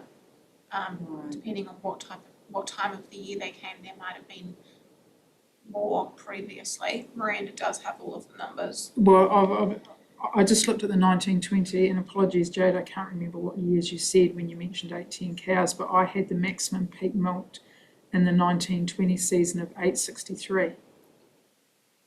So it doesn't really Yeah. make much of a difference. It's just when we're talking about intensification versus detensification, if we're talking about 810, and saying that what's going to be imposed is only a very, very small detensification, it might be bigger than what was thinking was happening. Yeah. But I can address So that I've got right 17th of the 9th, 2020. Compliance officer was on farm, 810 cows. So that was probably what was going through the shed at the time, and not all the cows were calved. Cows wouldn't have calved at that I've got point. 20th of the 9th, 2018. 18 cows. Yeah, so again, if the question was asked, what is currently being milked, typically cows, you don't finish the calving period until about the 10th of October, so it probably hasn't captured. I've got 1st of November 2017, 800 cows. Yeah, I haven't got records back that far, so I can't comment. Yes. But if I remember correctly, I've never seen a compliance one that's had any more than 810. Yeah, so I'm just slightly confused because it is different to the records I had. Yeah, like I understood that in the previous season you've been trying to increase. But that's just what I've got on file for 6th of January 2015, 800 cows. Yeah, depending on time of season and weather, and I alluded to earlier, droughts and things like that, we had to send cows away this year to someone else to milk because we couldn't feed them, so animal welfare issue. So at any point in time, there could be a variation of quite a bit of what's actually been milked through the shed. Obviously, the more cows you put on that dairy platform, the higher the stocking rate Yeah. becomes. Yeah, exactly. I agree. Okay, so written right of reply by next Friday, which is just what date's that going to be? 15th? 15th. Okay. And I have been considering whether there's any benefit in me doing a site visit. I know that was something that you requested, and I think at this stage there's not. I don't think that I would get any benefit from visiting the site. I think the information provided's been thorough. There's photos and other things in the application document as well. So I was thinking at this stage I wouldn't do a site visit. Okay. Well, thank you very much for your attendance and your contributions today. That's certainly been very, very useful in the time and effort you've put into answering my many and varied questions.